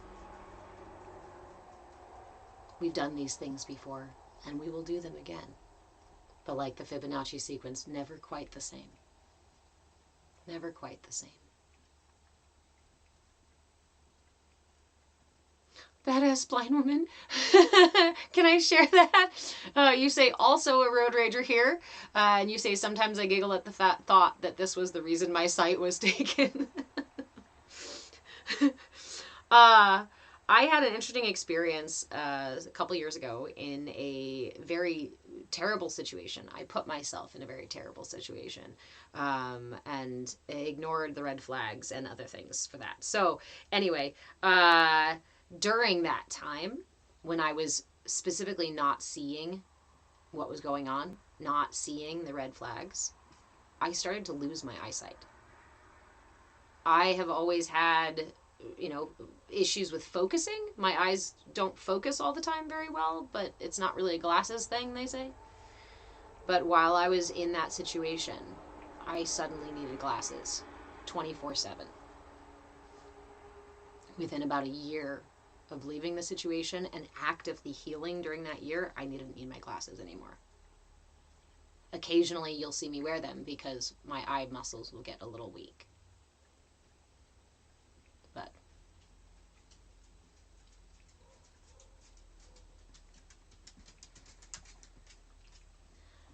energy. This is our energy. This is the shifts in our energy body affecting our physical body. The physical body is the top stone on the cairn, on the stack of stones. It's the top stone. It's our check engine light, because if anything else is out of balance, that's this.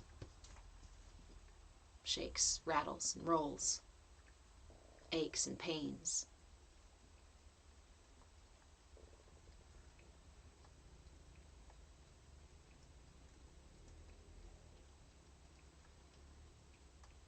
Ryan, this is my job for the Lord, not the judge. I am the balance. If we want to talk about purpose, if we want to talk about special people who are evolving the collective, I really just believe that those of us who are born into this time are here to bring balance to the world. Does that mean everyone is engaged in bringing balance to the world all at once? No. Just like the wave, right? There's water droplets right there at the tip. There's water droplets way down here at the bottom. There's ones smashed in the middle of it. There's ones trailing off the end, going back into the ocean, never reaching shore. Or,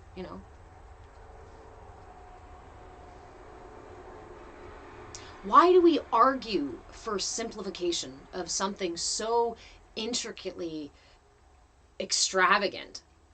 Why do we try to pick it apart and put it into boxes and certainty? so we can know for sure, so we can confirm our fears or our hopes. But another favorite quote of mine was from an environmental science teacher, actually, in college. The assignment was to ask us, he just asked us to define a fact. Can you define a fact? What is the word fact? What is a fact? And we all sat down and diligently wrote, a couple of lines, couple of sentences, trying to describe, trying to give the best college answer for this question of what is a fact. And he simply said, a fact is only a fact because it hasn't been proven wrong yet. A fact is only a fact because it hasn't been proven wrong yet. We can prove things wrong, but it's really difficult to empirically prove something right. It's just true as long as we don't have evidence that proves it different. And I really loved that bit, because when we look for the end of proof, what we are doing is not finding the truth, but limiting ourselves by sitting down somewhere on the path and saying, I found it. I found the truth right here. The world will continue moving around me, continue changing around me, but this never will change. And then when this changes, we say, no, wait! It wasn't supposed to grow. It wasn't supposed to evolve. It wasn't supposed to change. It was supposed to just stay like this.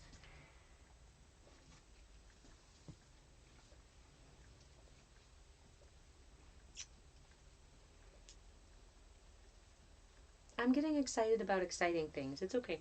I'm not upset.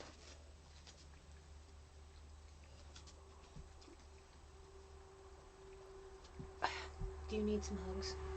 I love you too.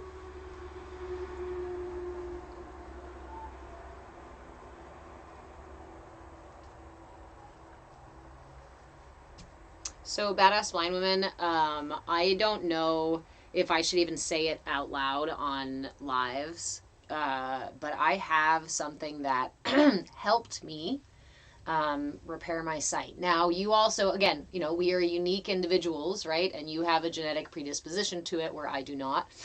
But I'm not even sure if TikTok will take me down for saying it.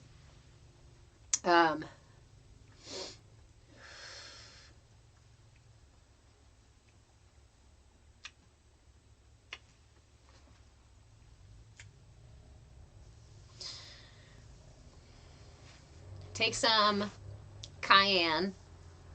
Yep, I said cayenne. Take some cayenne and put it in a little eyedropper bottle, a dropper bottle. You only need a little bit. Fill it the rest of the way with castor oil. I know. Castor oil and cayenne in a dropper bottle. Make sure to mix it around as best you can. Sometimes that cayenne will get stuck on the bottom and the castor oil is quite thick. So you want to make sure it gets mixed around. Let it sit. I let my stuff sit usually for quite some weeks, usually 5 to 7 weeks or so. But because it's castor oil, you can use it a little bit beforehand too.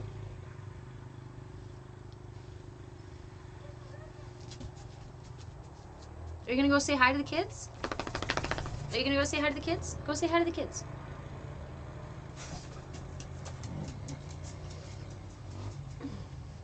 Much love to you, Ryan. Thank you, friend.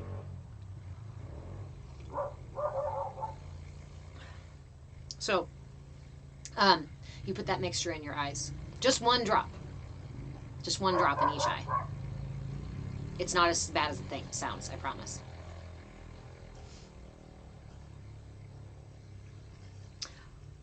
Red Mama Yeti, 20% DMSO eye drops. Ooh, I don't know that one. I should check that one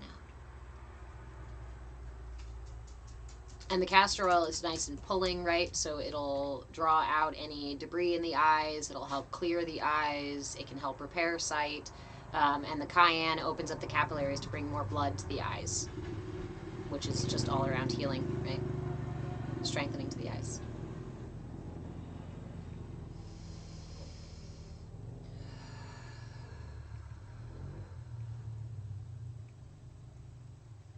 Is it sticky? A little bit, because it's castor oil, right?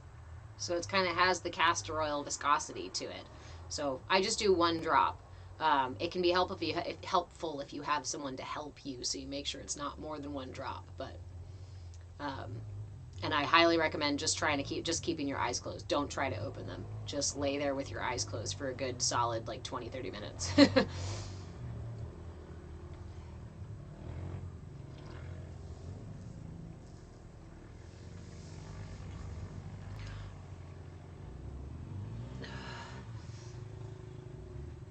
Okay. No, not you, okay.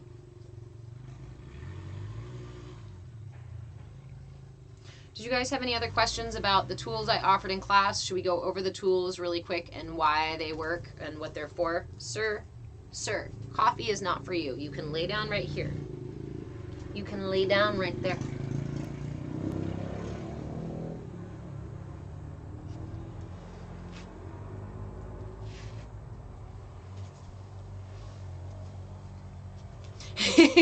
Beth can't be as bad as Carolina Reaper. I don't know if I would do that. I don't know if I would recommend trying that. Cayenne is really good.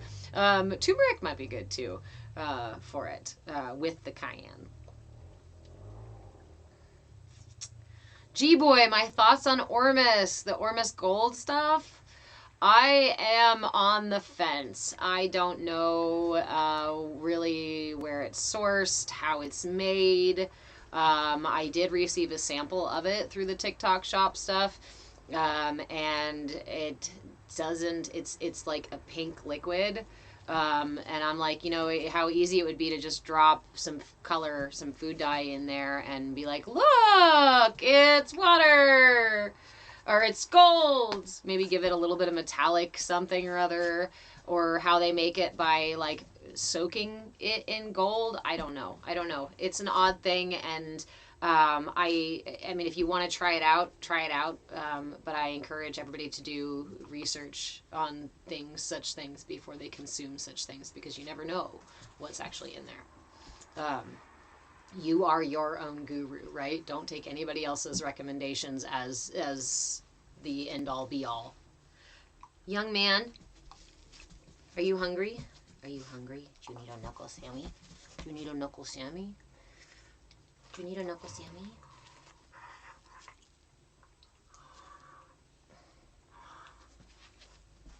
You need toys. You need a toy. Go get your toy. Go get your ball. Go get your ball. Go get your ball. No, you gotta go get it. You gotta go out of the room and go get it. Okay. All right. So,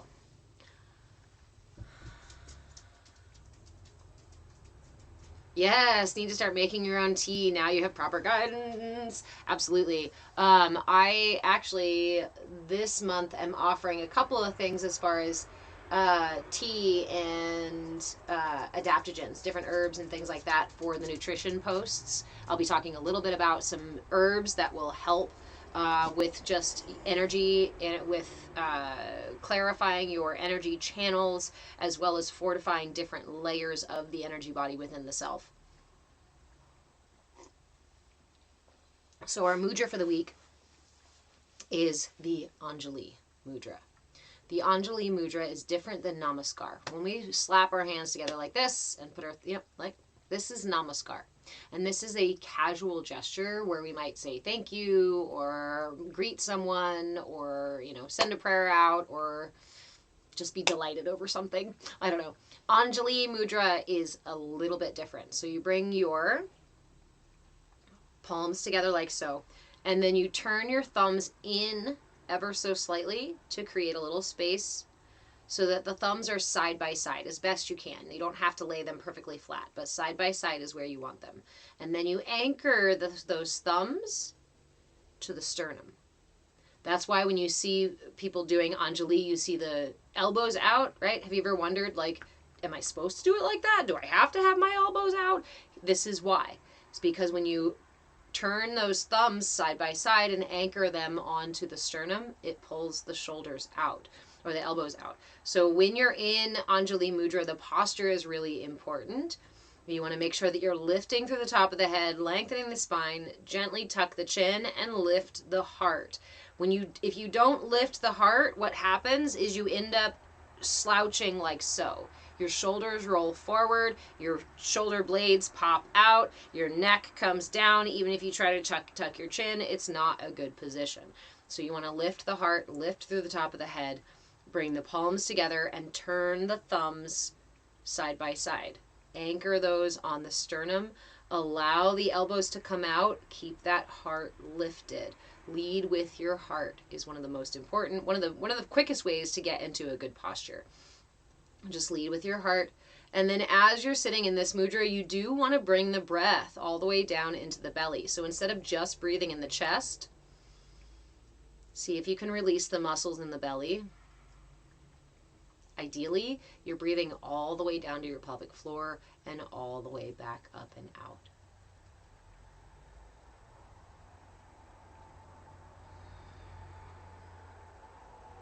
Badass spine women. I hope you do. Send them back to me if you do.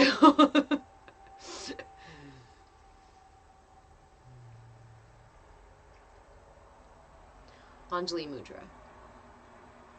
This one's just good for centering, for quieting the mind.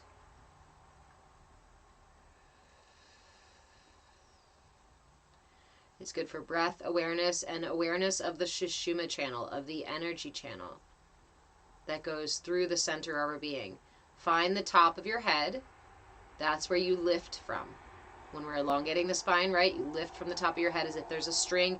Go ahead, and if you want to, go ahead and touch the very top center of your head. Pinch a little bit. Make sure you feel that string. Make sure you anchor your string on there really nicely. And then pull that string up and out. Lift through the top of your head. Gently tuck your chin to keep intention to your posture. Otherwise, oftentimes when we don't tuck our chin, we end up going like this in meditation. String through the top of your head. Gently tuck your chin. Lift from the heart. Now, if you have shoulder and neck concerns, like I personally do, it's okay to not hold this mudra for very long. We held it for 5 minutes at the end of our practice today, and that was almost a little bit much for me. But here's the adjustment you need, right? If you're sitting in there and it starts to hurt the shoulders and the neck, again, lift the heart. Send just the heart forward, and you'll notice a little bit of relief. Tuck that chin ever so slightly, and you'll lengthen through the neck. When you're in this position, relax your pelvic floor. You may notice you're holding your butt cheeks really tight. Relax. And as you breathe, inhale the breath through the nose all the way down to your pelvic floor, all the way down to the bottom of your seat. And exhale, allowing it to come all the way back up and out.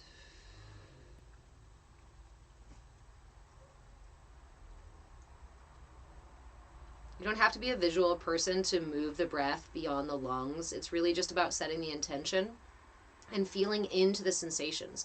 We have these senses. We are granted with these 5 senses. We also have a 6th sense, our awareness, right? Our inner awareness, our inner vision, our inner perception. But we can use our 5 senses to help us find that inner perception. So if you're a visual person, great. Visualize the breath going all the way down and all the way back up and out. If you're not a visual person, listen for the sound of your breath.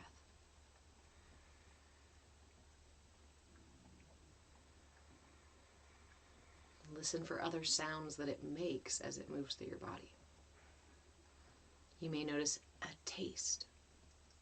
You may notice a smell.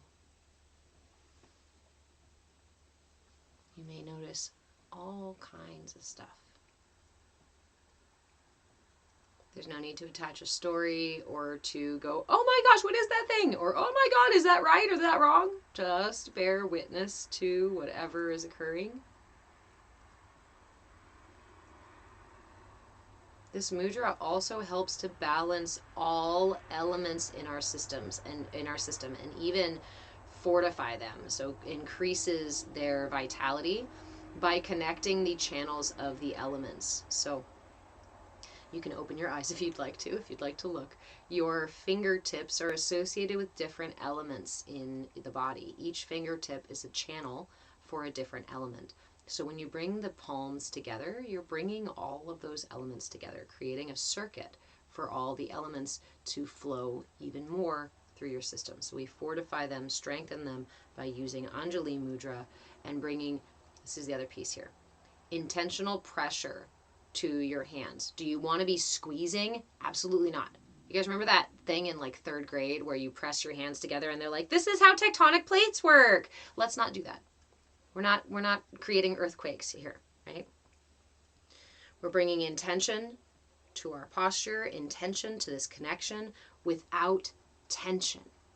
It's very difficult for me to hold any position or any posture with tension, right? If I squeeze my fist, this is harder to hold than this. Simple concept. Let's bring it into our mudra. And when you notice, if you're sitting in your practice and you notice that your hand starts to fall together, or there's more pressure here, or you notice that the hands start to float away, just bring your awareness back, bring intention back to your practice.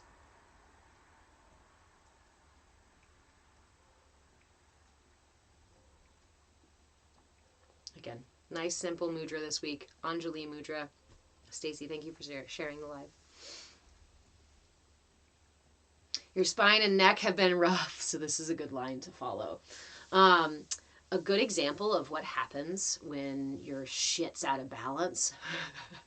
My neck now has, I don't want to say permanent because they're not permanent.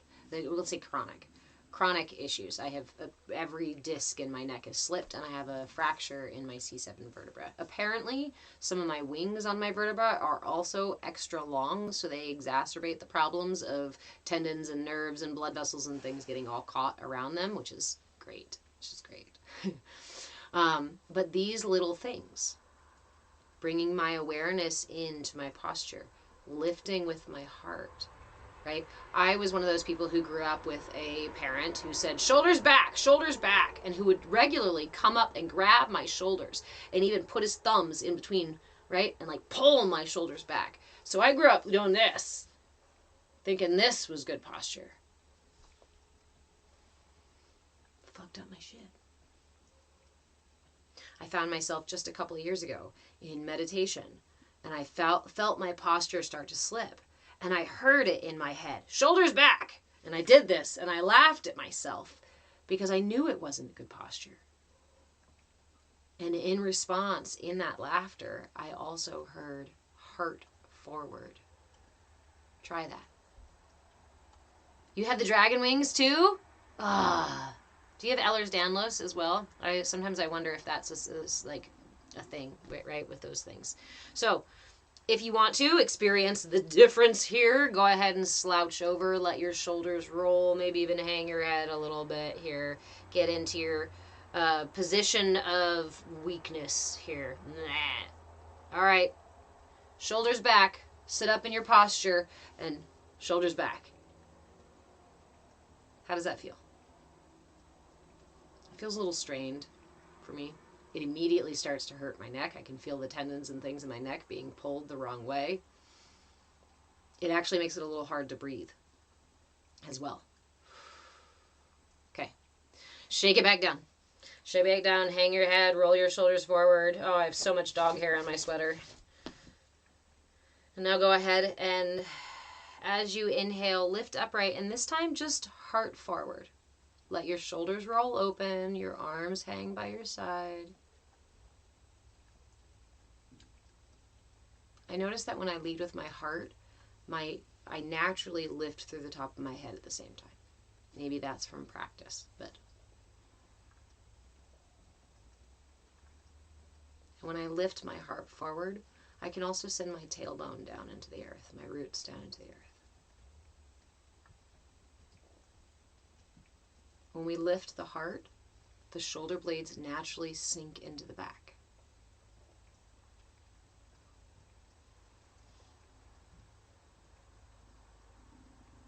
Now imagine if you just played an awareness game with yourself. Imagine if you tasked yourself to change the way that you posture. The reminder each time you notice yourself slouching, each time you notice yourself straining, is heart forward. I invite you to put that behind your ear. And each time you notice yourself in an uncomfortable position, just say, heart forward, and allow your body to follow. I'm working on releasing my boxer posture, badass blind woman. Nice. Ah, Beth, yay. I've also been looking into pots as well. Yeah. Yay. But, right? It can be helpful to get the titles, the names for things. It can be helpful to know what to call the conditions. But we want to remember, we don't want to buy into only the name and only the book piece of it. We understand that everything is interconnected. We understand that we can align our spinal cord with practices that don't cost me anything. This is the really important piece, right? You guys know that this is my vendetta. This is my radical movement. This is my revolution, is that you have a right to have the tools that bring your system back into alignment. Is there a time and a place and a purpose for emergency services and medications and all sorts of other things? Yes, absolutely. And I'm not telling anybody to stop what they're doing that's supporting their wellness. I'm saying add the awareness that your energy body, that your energy channels, that the elements in your body and the balance of your chakras can manifest as physical imbalance and become chronic imbalance, lead to pain, lead to physical manifestations of things. Heck, you can see somebody's imbalances sometimes in the way that they walk, right? And the way that we hold ourselves tells on us.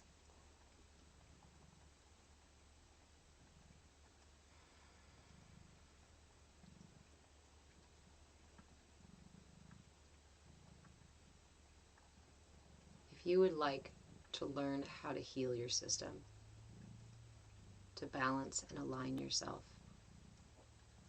how to cultivate the resources that you keep scrambling for outside of yourself, how to cultivate them from within, start with simple awareness practices. Start with giving all of your attention to the tasks that you are doing when you can. We're supposed to give all of our attention to driving, but we know that that doesn't happen. So try it sometimes. Give all of your attention to the dishes while you're doing them. Take in the smells, the sounds, the sensations. Take in every angle, every color. Use these 5 senses to help you find that 6th sense, that inner awareness of what's going on within you, because it's going to affect what's going on outside of you, manifest outside of you. And we're doing it together, y'all, right, badass blind women? So this has been like my biggest thing for these last 3 or 4 years, has essentially been rewiring myself. Rewiring the way that I eat, the way that I stand, the way that I walk, the way that I talk, the way that I respond to things, yes, the way that I sleep. And it doesn't all happen overnight. I didn't just, take a brush and whitewash my canvas and say, there we go, we're ready to start over. just, what, a week ago maybe now? Just recently, I realized that every single time I go to wash my hands, I do this. Where the fuck did that come from? Is it really necessary to like damn near close my ears with my shoulders? That's really high. Look at that. Is it necessary for me to push my hands together so fucking hard? Okay, I get it. Maybe I'm trying to get them clean, sure. But it causes me physical pain.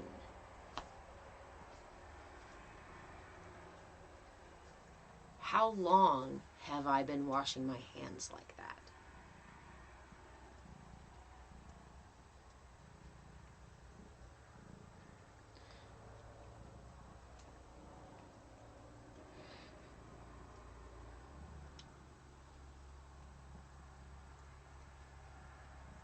The process of rewiring that.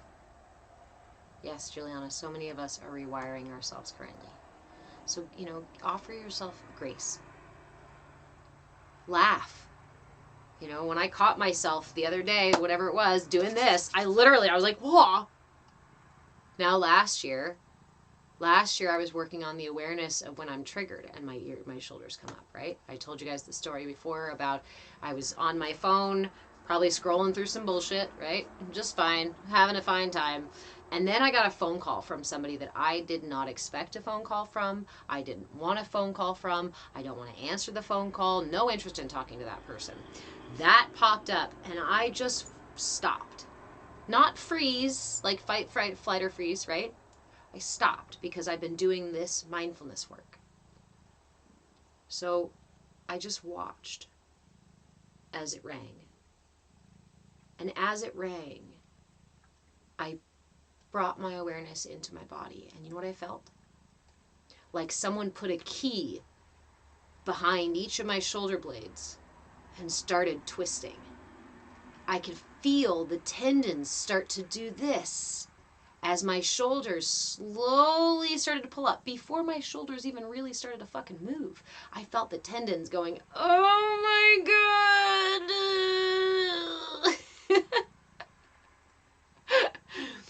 And in that moment, I laughed. Right? And the laughter, of course, relaxes the tension a little bit, and it starts to release a little bit, and I can feel my shoulders sink down a little bit. And I keep staying here with this phone call, watching it ringing, not wanting to hit any buttons or do anything, just to be aware. That one phone call nearly fucked me up. If I spend too much time like this, I end up with pinched nerves and I can't move my freaking, I lose numbness and mobility. See, even doing that too many times is not good.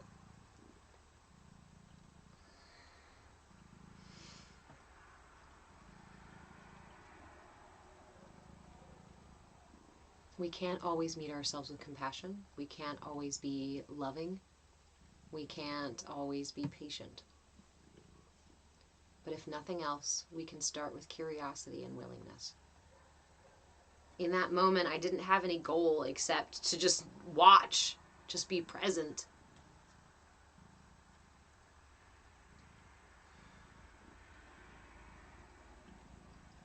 And in that willingness, I was given a profound gift. The awareness of how integrated those triggers are in my body. And now that I'm aware of this, when I know something is going to trigger, or when I feel it triggering in another way, I give my shoulders that extra bit of attention. I lead with my heart, right? Lift to the top of my head and let those shoulder blades melt down my back.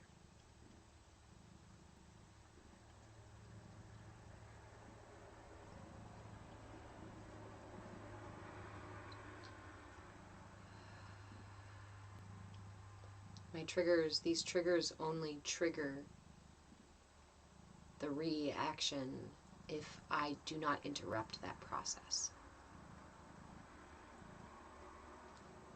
Cultivating awareness is about interrupting the process in our reactivity that our ego and our emotions and our energy body have created for us to protect us. Yes, this is a protective measure. Protecting my truth, protecting my voice. Not wanting to be berated. Thank you, my body. Thank you, my energy patterns. Thank you, my reactivity. Thank you, my triggers, for wanting to protect me.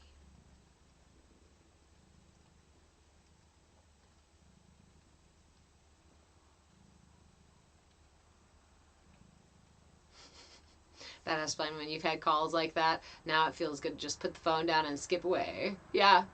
See, now I don't need to sit and do that process. I can go, oh, set it down and walk away. The reason I teach about and from the energy body is because these things are really accessible. There's these really cool Sanskrit names for things and awesome breathwork practices and advanced yoga asanas and meditation techniques that we can get really wrapped up in that are helpful and supportive in their own right. But the most important thing you can do is cultivate your awareness.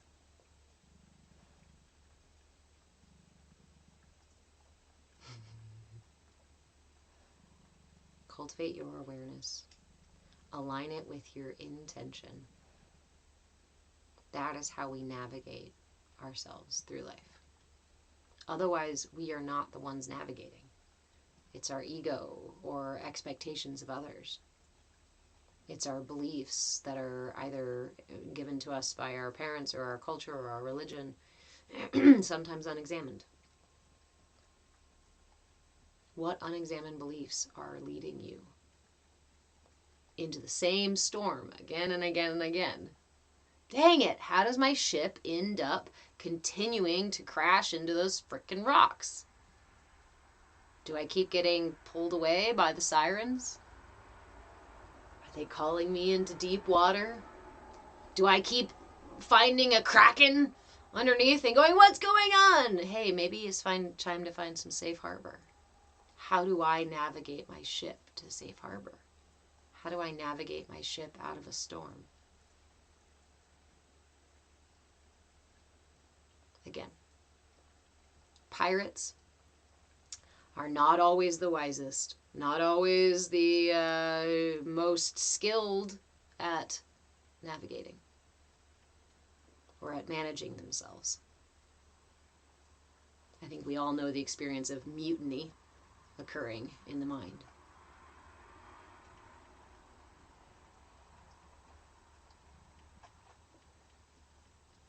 So become your first mate.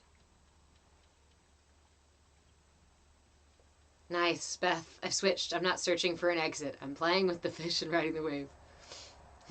Juliana, I like rat pirates a lot. I have a crew. See, what's funny on my ship, right? I am the year of the rat, right?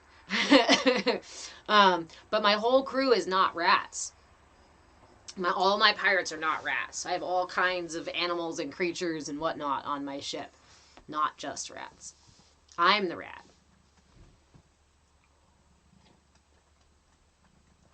But it makes for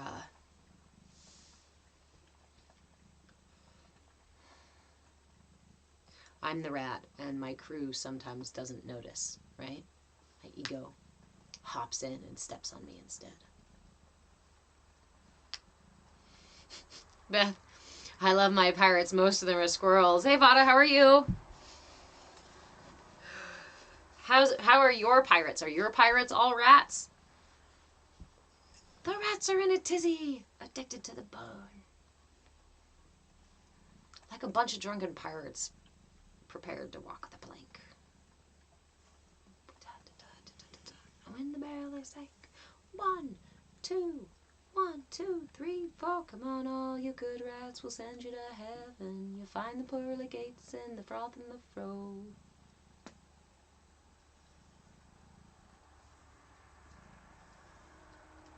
Yeah. I have a variety of pirates here on the ship, and that's what keeps things interesting, right? We need different. Yeah. If that was an admission. If I felt safe just being myself, I wouldn't need a bunch of these other ego manifestations. Literally, the pirates are about to tell on me and be like, if I felt safe just being a little mouse in the world and I wasn't going to get stepped on, yeah. But no, now I have other, much bigger. Usually, a lot of my pirates are a lot bigger than my little rat.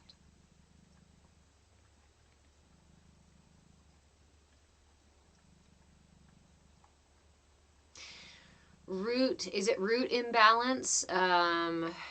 When we feel stuck or paralyzed and unable to act, unable to move. Actually, yes, it can be, right? But our movement and our movement, our physical movement is ruled in the sacral chakra, whereas our ability to get things done and to do things, to act our will, is in the solar plexus chakra. So while we may feel fear because of an out of balance root chakra, the manifestation of that paralyzing, pausing, is probably more likely in the solar plexus, or an interconnection or a relationship between the solar plexus and the sacral.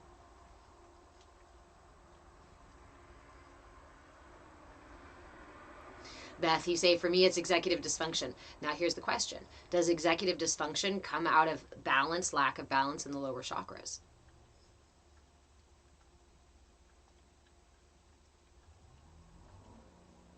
An bereavement period. Holding you in my heart, Vada. Do you want me to put you in the Reiki jar? I think I might have already put you in the Reiki jar, but I can put you in there again.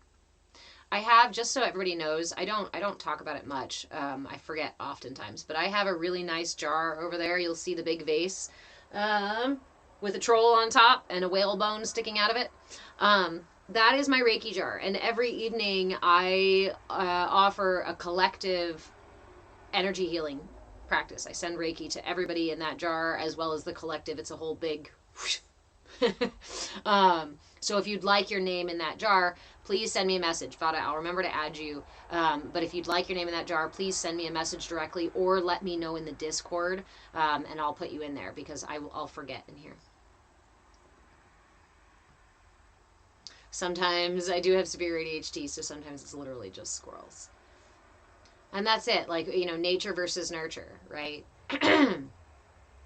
My understanding of our systems mean that my nature, right, the structure, the energies, the frequencies with which I was born, that I was born into, will influence how my nurture structures me.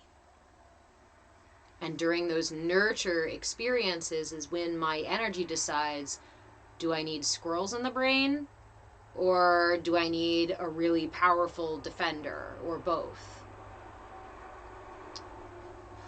I personally feel very strongly that neurodivergency has a lot more to do with our collective evolution than it does with some sort of collective devolution.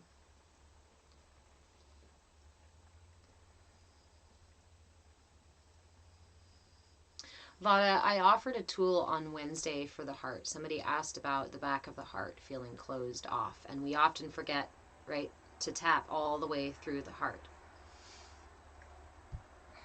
Oh, does he? Your dad's a shrink and he says the same about divergence? Nice. I like those confirmations. Okay. So, my favorite practice to just open and soothe the heart. This to me is a very soothing practice. It's less about cracking it open and breaking through things, and it's much more of a gentle, soothing, compassionate process to the heart. Use the Padma Mudra. You bring the base of your hands together, connect your pinkies and connect your thumbs, and then open the rest of the hand like a chalice. Hold that chalice at the heart. I like to anchor the thumbs on the sternum. You can hold it a little further out if you'd like to. I personally like to get it right there on the heart.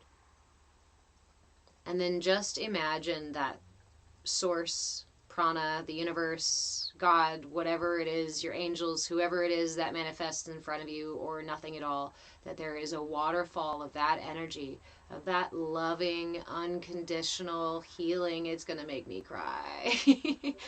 Energy flowing into this chalice, and then through your heart, all the way through to the back, and coming out the back like a waterfall. Just a beautiful waterfall falling from the back of your heart chakra, carrying away anything that's ready to be moved.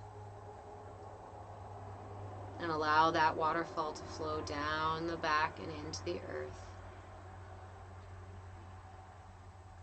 Nice, big, deep breaths. With this one, I encourage you to focus on those breaths to make sure that you're opening the lungs.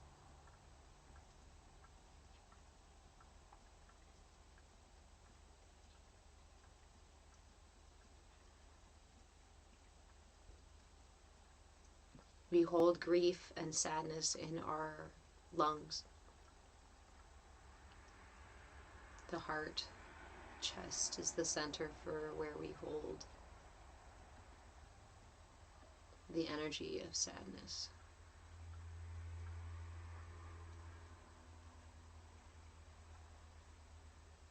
There doesn't have to be a reason why you do this. The heart deserves, is worthy of love, of being filled with source love.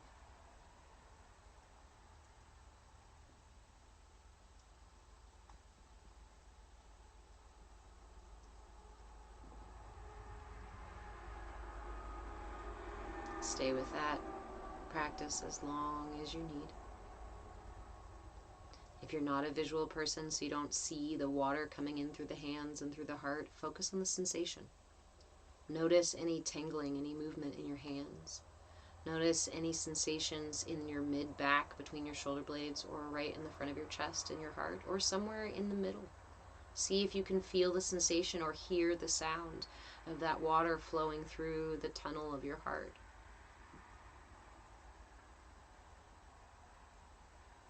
The storm drain. Sometimes just dead leaves and things get stuck in there. Sticks and stones get lodged in there. And we need a good rain to clear them free.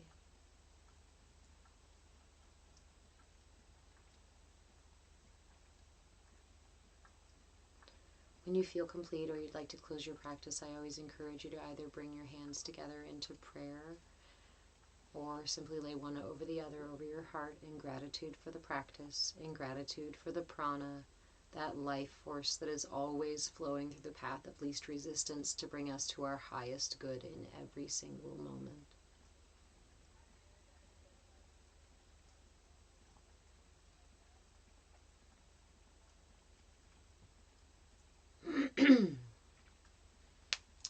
Thank you, Vada, for the opportunity.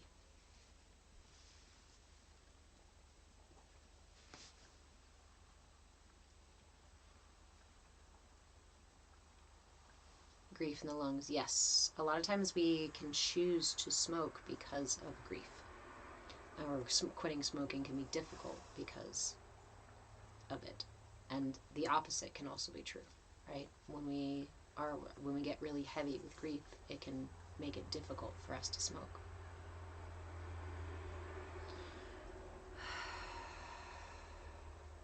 Sending you love, sister. You stopped 3 days before, maybe to give your heart some space to carry it.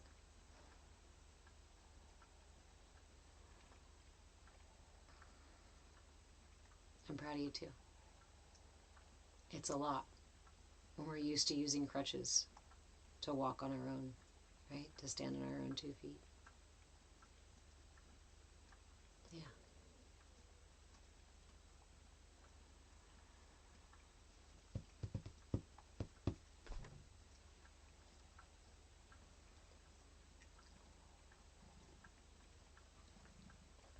And our hearts are connected, right, to each other. Our hearts are intertwined with other people's. We know that if we take a defibrillator cell out of the heart and put it by itself, it doesn't keep its rhythm. It starts to die off. It starts to atrophy. When we put another cell next to it, a healthy cell next to it, they start to pump together. Kind of like trees, right? Certain trees need a male and a female to grow fruit. Our defibrillator cells need each other. And that is exactly how the heart can sync with someone else. When we are either genetically related, right, then we have similar signatures within our DNA, or if we spend energetic time around somebody, whether it's positive or negative, our hearts will start to become familiar with their heartbeat. It's also how when someone comes into a room who has really nefarious or has a different energy, right, you can feel that. Why? Because your eyes saw it, your ears heard it, you smelt it on them. Usually no. Maybe you're clairvoyant or audient or whatever it is, sentient. But it's because our hearts pick up on those frequencies, on the energies, on the beats of other people's hearts. It's how you know when something happened to your best friend before she calls. It's how you know that it's your mother calling on the phone. We think that these clairvoyance or these sixth senses, right, like we have to be special, super special to have them. You already have them. This is your sixth sense. Your ability to perceive outside of the five senses we're told are the end-all be-all.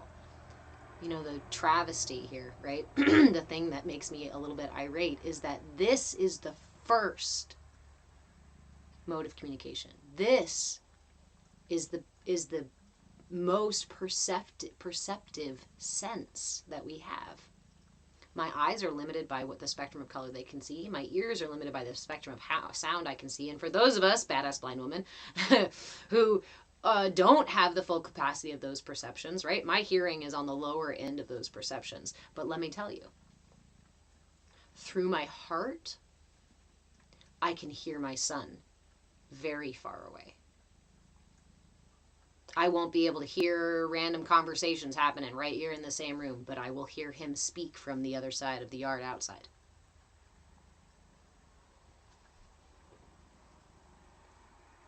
You already have those senses. And yeah, as a mom, right, as we have that amplified for sure. But that's about genetic stuff and DNA sharing and things. But beyond that, we have that capacity with others in our lives as well. It's how you can tell that your partner's upset, even when they're showing no actual signs of it, right? Nobody else can see this but you. I had to plug in the computer.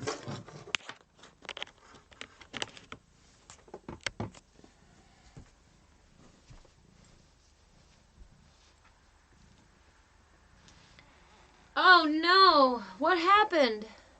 Did I close it? Okay, you're still there. Whoo! I thought I killed the live. I didn't. It's on still. Okay.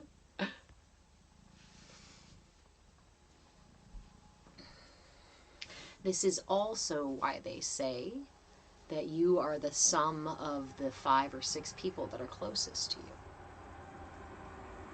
Because your energy will match their energy.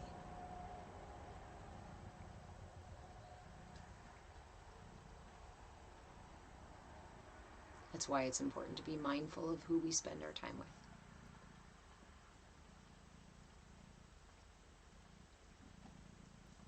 And how we show up into spaces. But I've missed you too. I'm glad you came in too. So I was just saying too, I have these Fridays at 10 a.m. Pacific time.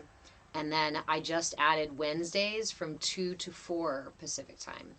And I may add a Monday because I really don't like waiting until Friday to give you guys mudras and mantras and other things like that. I didn't give you a mantra today. I am going to try to step past my own fear of mantras, so or at least sharing mantras. Usually off on Wednesday. Oh, nice. So yeah, but I may have to make the mantras into content first before I do them on the lives. But I think I might add a Monday. The only thing is that this Monday I have this upcoming Monday I have a 9:45 appointment, so I could do later. But then next Monday I have later appointments. So some Monday this month I'm gonna end up missing whatever time we choose. So I might just add the Wednesdays in February, and then in March add Mondays as well, so we can have Mondays, Wednesdays, and Fridays. I also added in the Discord, we do have a watch and weave party. Just the weave part is bring your crafts, bring your crochet, bring your stuff that you do, whatever it is. And we are currently streaming Ancient Civilization series from CAYA.com. If you're familiar with it, it's super, super, super, super, super cool. Talk about the origins of humanity, talk about history well beyond the BC era, and ancient belief systems and prophecies and stuff like that. It's super exciting, brain tingling stuff. That happens at 4 o'clock on Fridays. Today is Friday, so then it is happening today at 4 o'clock Pacific time. And then I stream them 2 or 3 times as we go through them, so that and then we have a discussion afterwards. So it's like we sit through what do we do? 2 episodes? We do 2 episodes and then chat about them, and then do the same 2 episodes again, and then chat about them. And they're so freaking interesting that several of us will stay in there for like the second or third round of these episodes because there's so much information in there. Ooh, nice. That's a great idea, Vada. Come join us this evening. Oh, you have an audition though. But you should still come in and bring your wrapping stuff. I have several, crafty things that I really want to do. I just have a really hard time giving myself permission to sit and do them. So this is part of also my selfish desire. My self-centered desire for creating the watch and weave parties on Friday is just an excuse for me to do my crafts too. Fuzzy Zombie, are you in the Discord? You gonna join us? You'll be done by 6 Mountain Time. Nice. I know, I need to create the space and to like call it a thing, and then I'll do it. If I'm just left to my own devices, I'm like, nothing got done today. Badass blind woman. I will show my blanket. I don't want to go grab it right now and show it on the live. But for those of you who come into the watch and weave, I will show my blanket. Yay. If you're in the Discord, there is a notification for it, so you should get a notification when we go live. I usually post an @ everybody and say, hey, we're starting in a little bit. Here's what we're watching today. And then there is also a chat thread specific for the watch and weave parties that if we want to talk about it afterwards. I also post the link to the actual episode in case you have a Gaia membership. Thanks. I like cozy sweaters. I like my cozy sweaters. Winter is all about how many different combinations of sweaters I can. Are you gonna stretch it out? What do you need?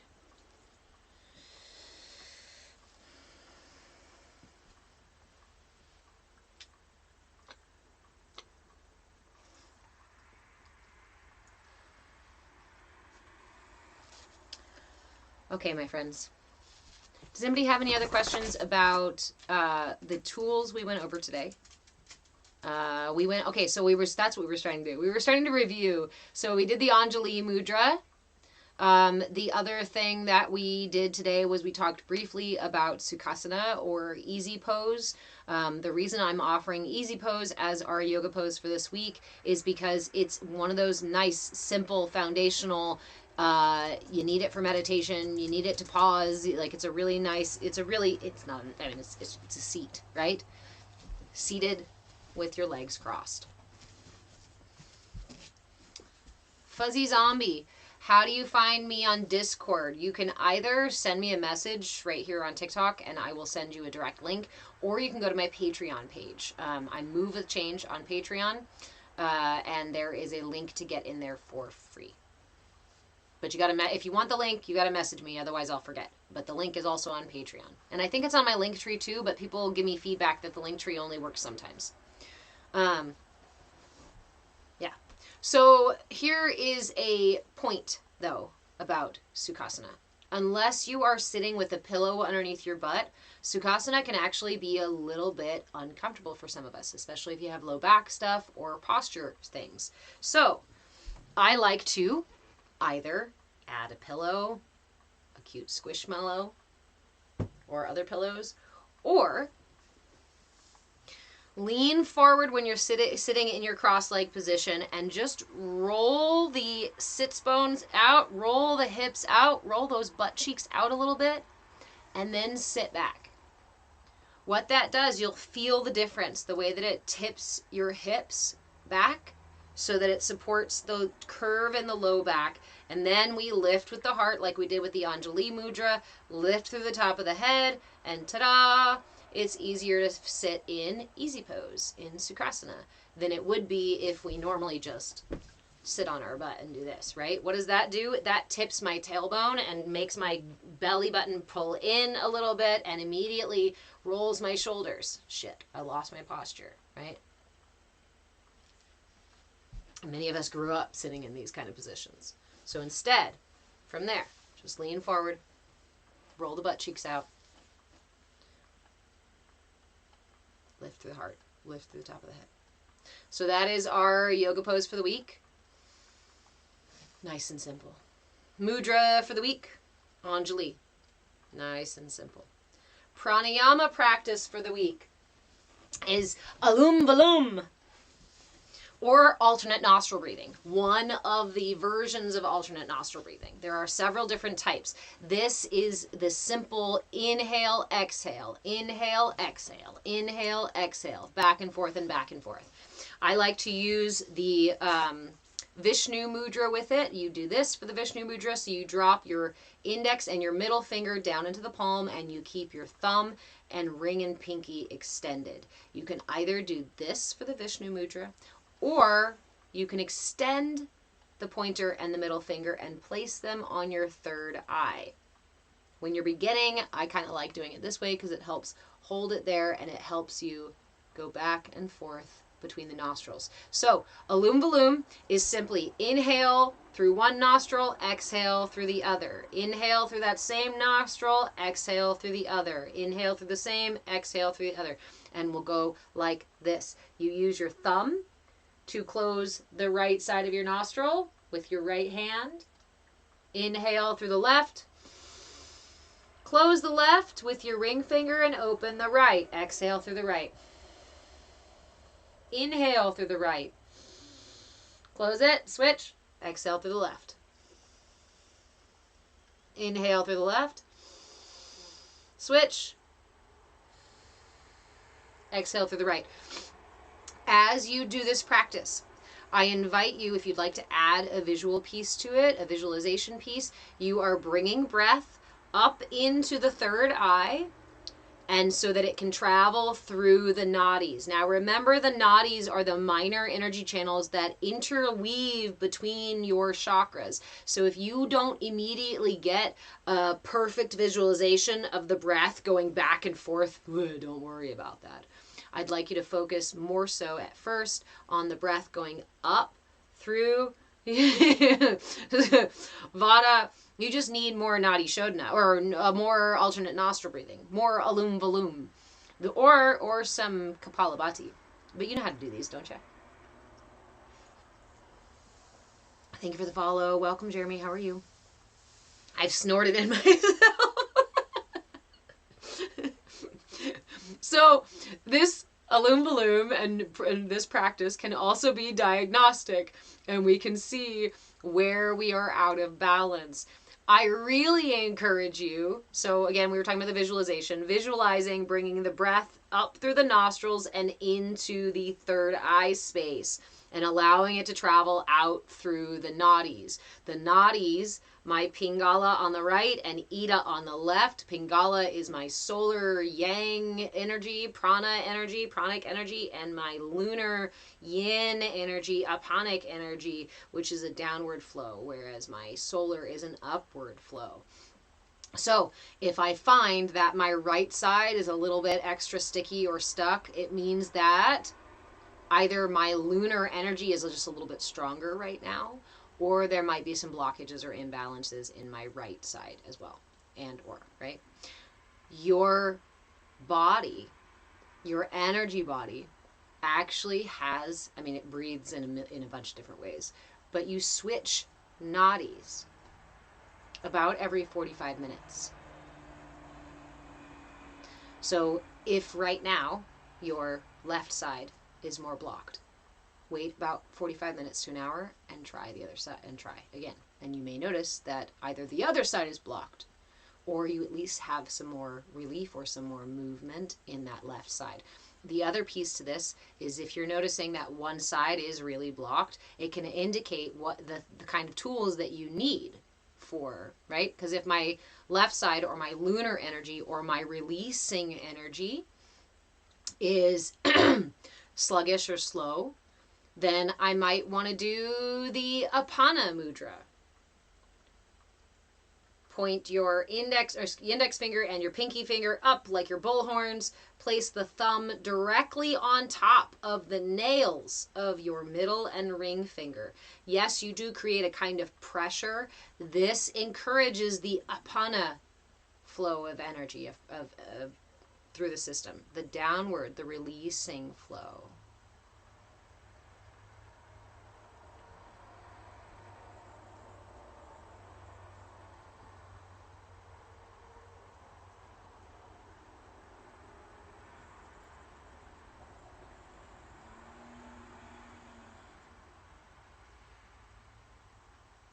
So, Vada, I'm reading your stuff here. Hold on a second. And Badass Blind Woman, you've had a lot of nasal stuck lately. So, Nadi showed now, or excuse me, Anolum Vilom, alternate nostril breathing can help to balance both sides. But if you need clearing, the inhale is sticky, the exhale is okay. It just means that you're out of balance there, right? So if you need clearing, you can do Kapalabhati or bellows breath. Bellows breath, you know that big air thing you might see used on like a fire or something and go, that's bellows breath. Bellows breath, but not that way. You do so.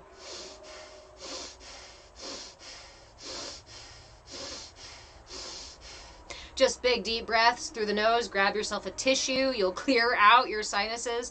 The other one that works to clear your sinuses is Kapalabhati. Kapalabhati is more focused on the exhale. So Vada, if your exhale is okay, I wouldn't do Kapalabhati. Kapalabhati is going to clear. Be mindful so you're not getting dizzy, right? Make sure you can slow down. You don't have to do it that fast.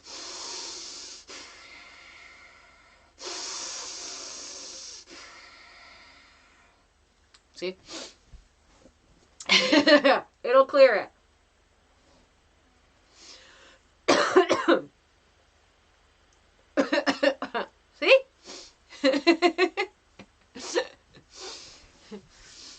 That's why I like doing the lives. You guys don't have to go to the other places to pay the people for the things. Come in here and tell me what you're dealing with, and we'll use some tools for it. I'll give you some tools for it. So, I found it. I've been looking for this lipstick. Thank you, Vada. Okay. So, bellows breath. Inhale, exhale. You can do it more slowly. Is that for me? No, it's not for me. Okay. Gosh, no, it's on the other side of the road, dude. He has like a 2-mile radius around here. Okay. Another way I like to do bellows breath actually is by adding a movement to it. So if you're really feeling, especially if it's down in your lungs or you're worried about it being down further in your system, you can use this one here. I encourage you to use the Gyan Mudra. Connect your index finger and your thumb. Hold the arms out. Upper arm parallel to the ground, right out from your shoulder, and then bend the elbow at a 90-degree. Cactus arms with the Gyan Mudra. You'll sit center in your Sukhasana in easy pose. Make sure you turn those butt cheeks out. Turn those butt cheeks out so you have a nice position, or put your pillow underneath your butt. Arms out, cactus arms with Gyan Mudra. You will inhale. And then exhale to one side, inhale to the other. Exhale to one side, inhale to the other. Turning just the torso and the arms, both sides, back and forth, back and forth. That'll look like this.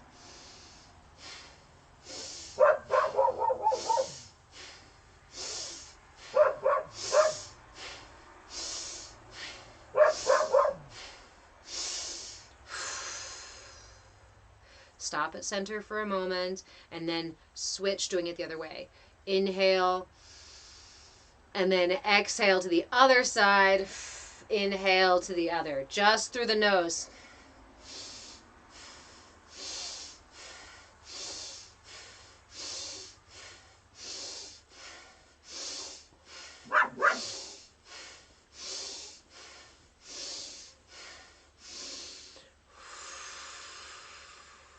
Release your arms, lift through the top of the head and lift through the heart.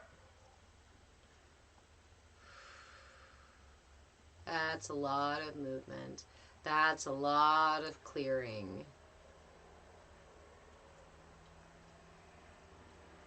Kundalini Yoga, that is a Kundalini Yoga practice. And the reason I love Kundalini Yoga is because it goes beyond the asanas for the physical body.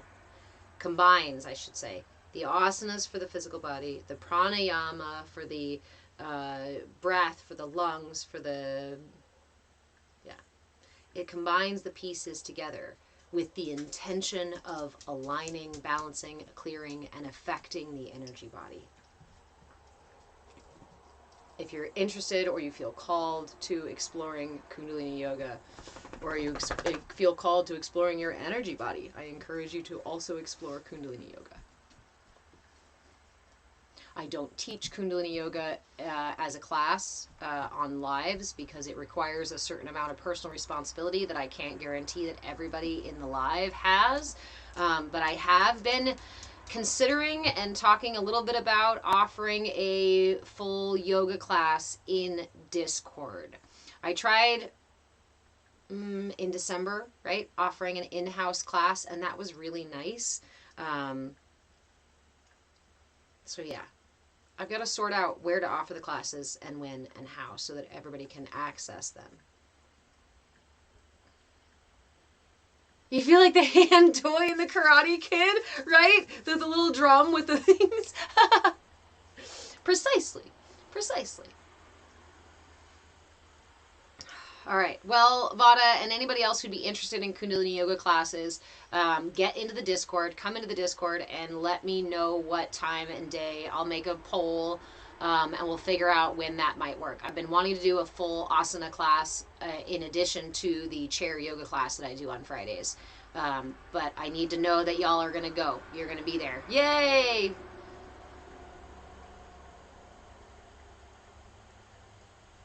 Discord details. To join my Discord, you can either go to my Patreon page, patreon.com/movewithchange. There is a link there. There should be a link in my bio here on TikTok and on YouTube, actually. That's probably the easiest. There's a link in bio for the Patreon page. And then there's a free link on the Patreon. I didn't want to put the Discord link in bio because I wanted people to not just be able to click and join, but to actually take the step to, I meant to join. You are very welcome. If you can't find it or the links aren't working, send me a message and I will send you a direct link and you can join. Vada, you say that you've always wanted to try it. It just hasn't been a time, nor have I felt safe. I feel safe with you. And that's a really important part of Kundalini Yoga, especially if we have trauma or energetic things that we are still working through. So, yeah. I do come from a trauma-informed place when we do our classes. I want to make sure that you guys know that you are always welcome to stop, to start, to go faster, to go less, to completely decide not to do a pose, right? But we can talk more about that in those classes. Vada, me too. This is one reason why I don't go to other people's classes in person, is because I carry a lot of trauma in my physical body still, and I'm still working it out. But I'm also a fawner. I am a type A fawner. So if I go to somebody else's yoga class, I more often will push myself through to make sure that I show up like the fucking type A or star student. Ugh. I love you, type A perfectionist who wants to be seen as the best student because of insecurity and self-doubt. It's okay. It's actually really sweet and adorable that you show up to other people's classes and want to be their best student.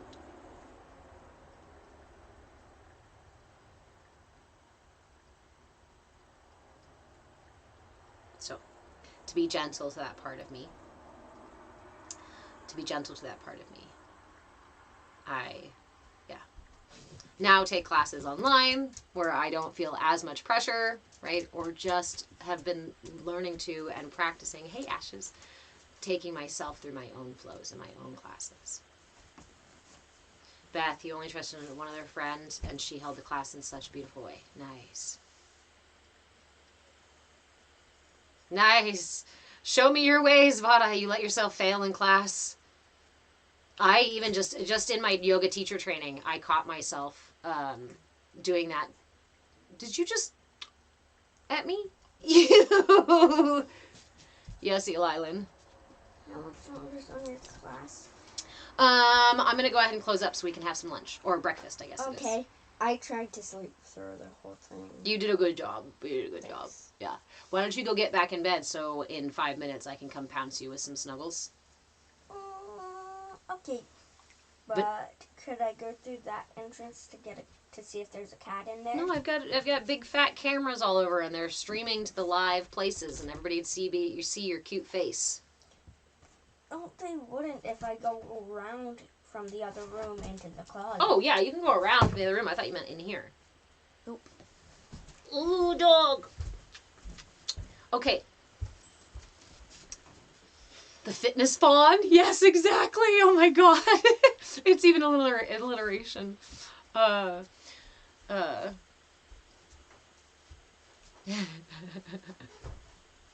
Burkham yoga. Yeah. I know. That's why I stay away. Honestly, that's why I stay away from hatha practices or traditional hatha practices. And even honestly, the like Ashtanga flows, right? These like quick move, get there, look amazing, flow through the whole thing like a dance. I'm like, this is not choreography, because if I miss a step, then I'm off beat. Fuck. Yeah. That's why I don't go to yoga classes anymore. In person. Oh, jeez. Sir.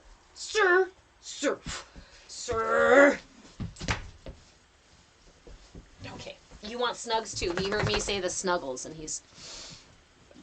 Keep the kiddos out of the internet, this internet junk. Heck yeah. I want him to make his decision for himself when he wants to put his face on the internet. And I might make him wait a little bit longer after he wants to put his face on there. Your doggo pulled you off the couch. At that point, it's all ego for me. That defies the purpose. But yeah. Yep.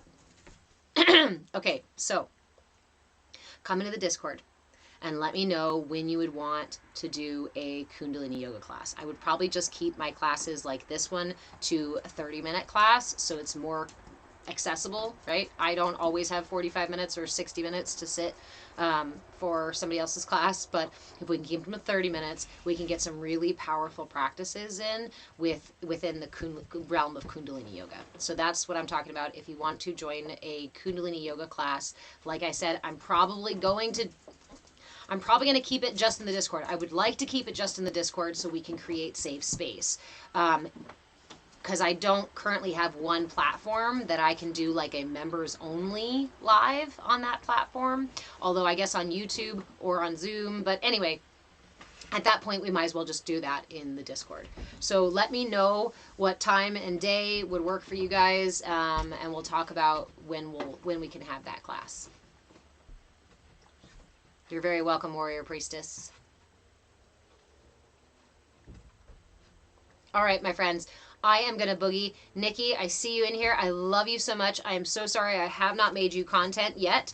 But I have a note right there for mudras and for the stuff that you asked me about. I am currently slacking on making content, mostly because I am trying to be authentic. And sometimes my captain is not wanting to film stuff and make content. And that's really hard for my type A ego that says, no, I made a promise and I'm going to do a thing and I want to do the thing. So we have rules about that, dog. So, know that it's on its way. Know that you are a note on my board right now so that is in my mind and it won't be forgotten. Your little nub and waggle while you're trying to get a hug is just out of this world. Did you need some snugs? You heard me say snugs and you needed some too. Come here. Come here. Come here. There he goes. There. Is that what you wanted? No, not exactly. Oh, yes. There it goes. There it goes. Okay. All right. All right. Well, the show has been taken over. Yeah. That's it. We're done. Mom out. I love you guys so much. Thank you for hanging out with me today. Remember that replays for class and Shenanigans are over on YouTube. I will always be live on YouTube and TikTok for as long as TikTok survives.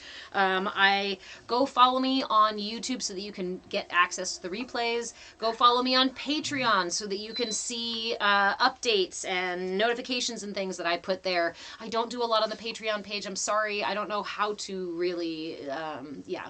So if anybody is interested in supporting the work that I do, either through financially on patreon.com. We have a shop over there with a couple of things in it. And I have various memberships if you'd like to engage in group coaching or private coaching. I also,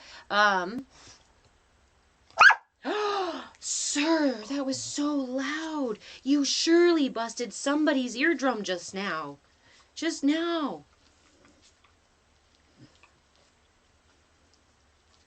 If anybody would like to trade services, however, also, I do need some support in content creation as well as moderation and live moderation and other things like that. So reach out to me if you would like to trade, or you have any questions or concerns, or you need any links for anything, or you want me to put you in my Reiki jar to receive Reiki goodness every evening. Oh, sir. Oh, she's a baby dog. He's just a baby dog. She's just my baby dog. You just my baby dog? Are you just my baby dog? Are you just... Okay. Can I say goodbye to the lovely people? Can I say goodbye first? Go get your boy. All right. I love y'all. Good night, YouTube.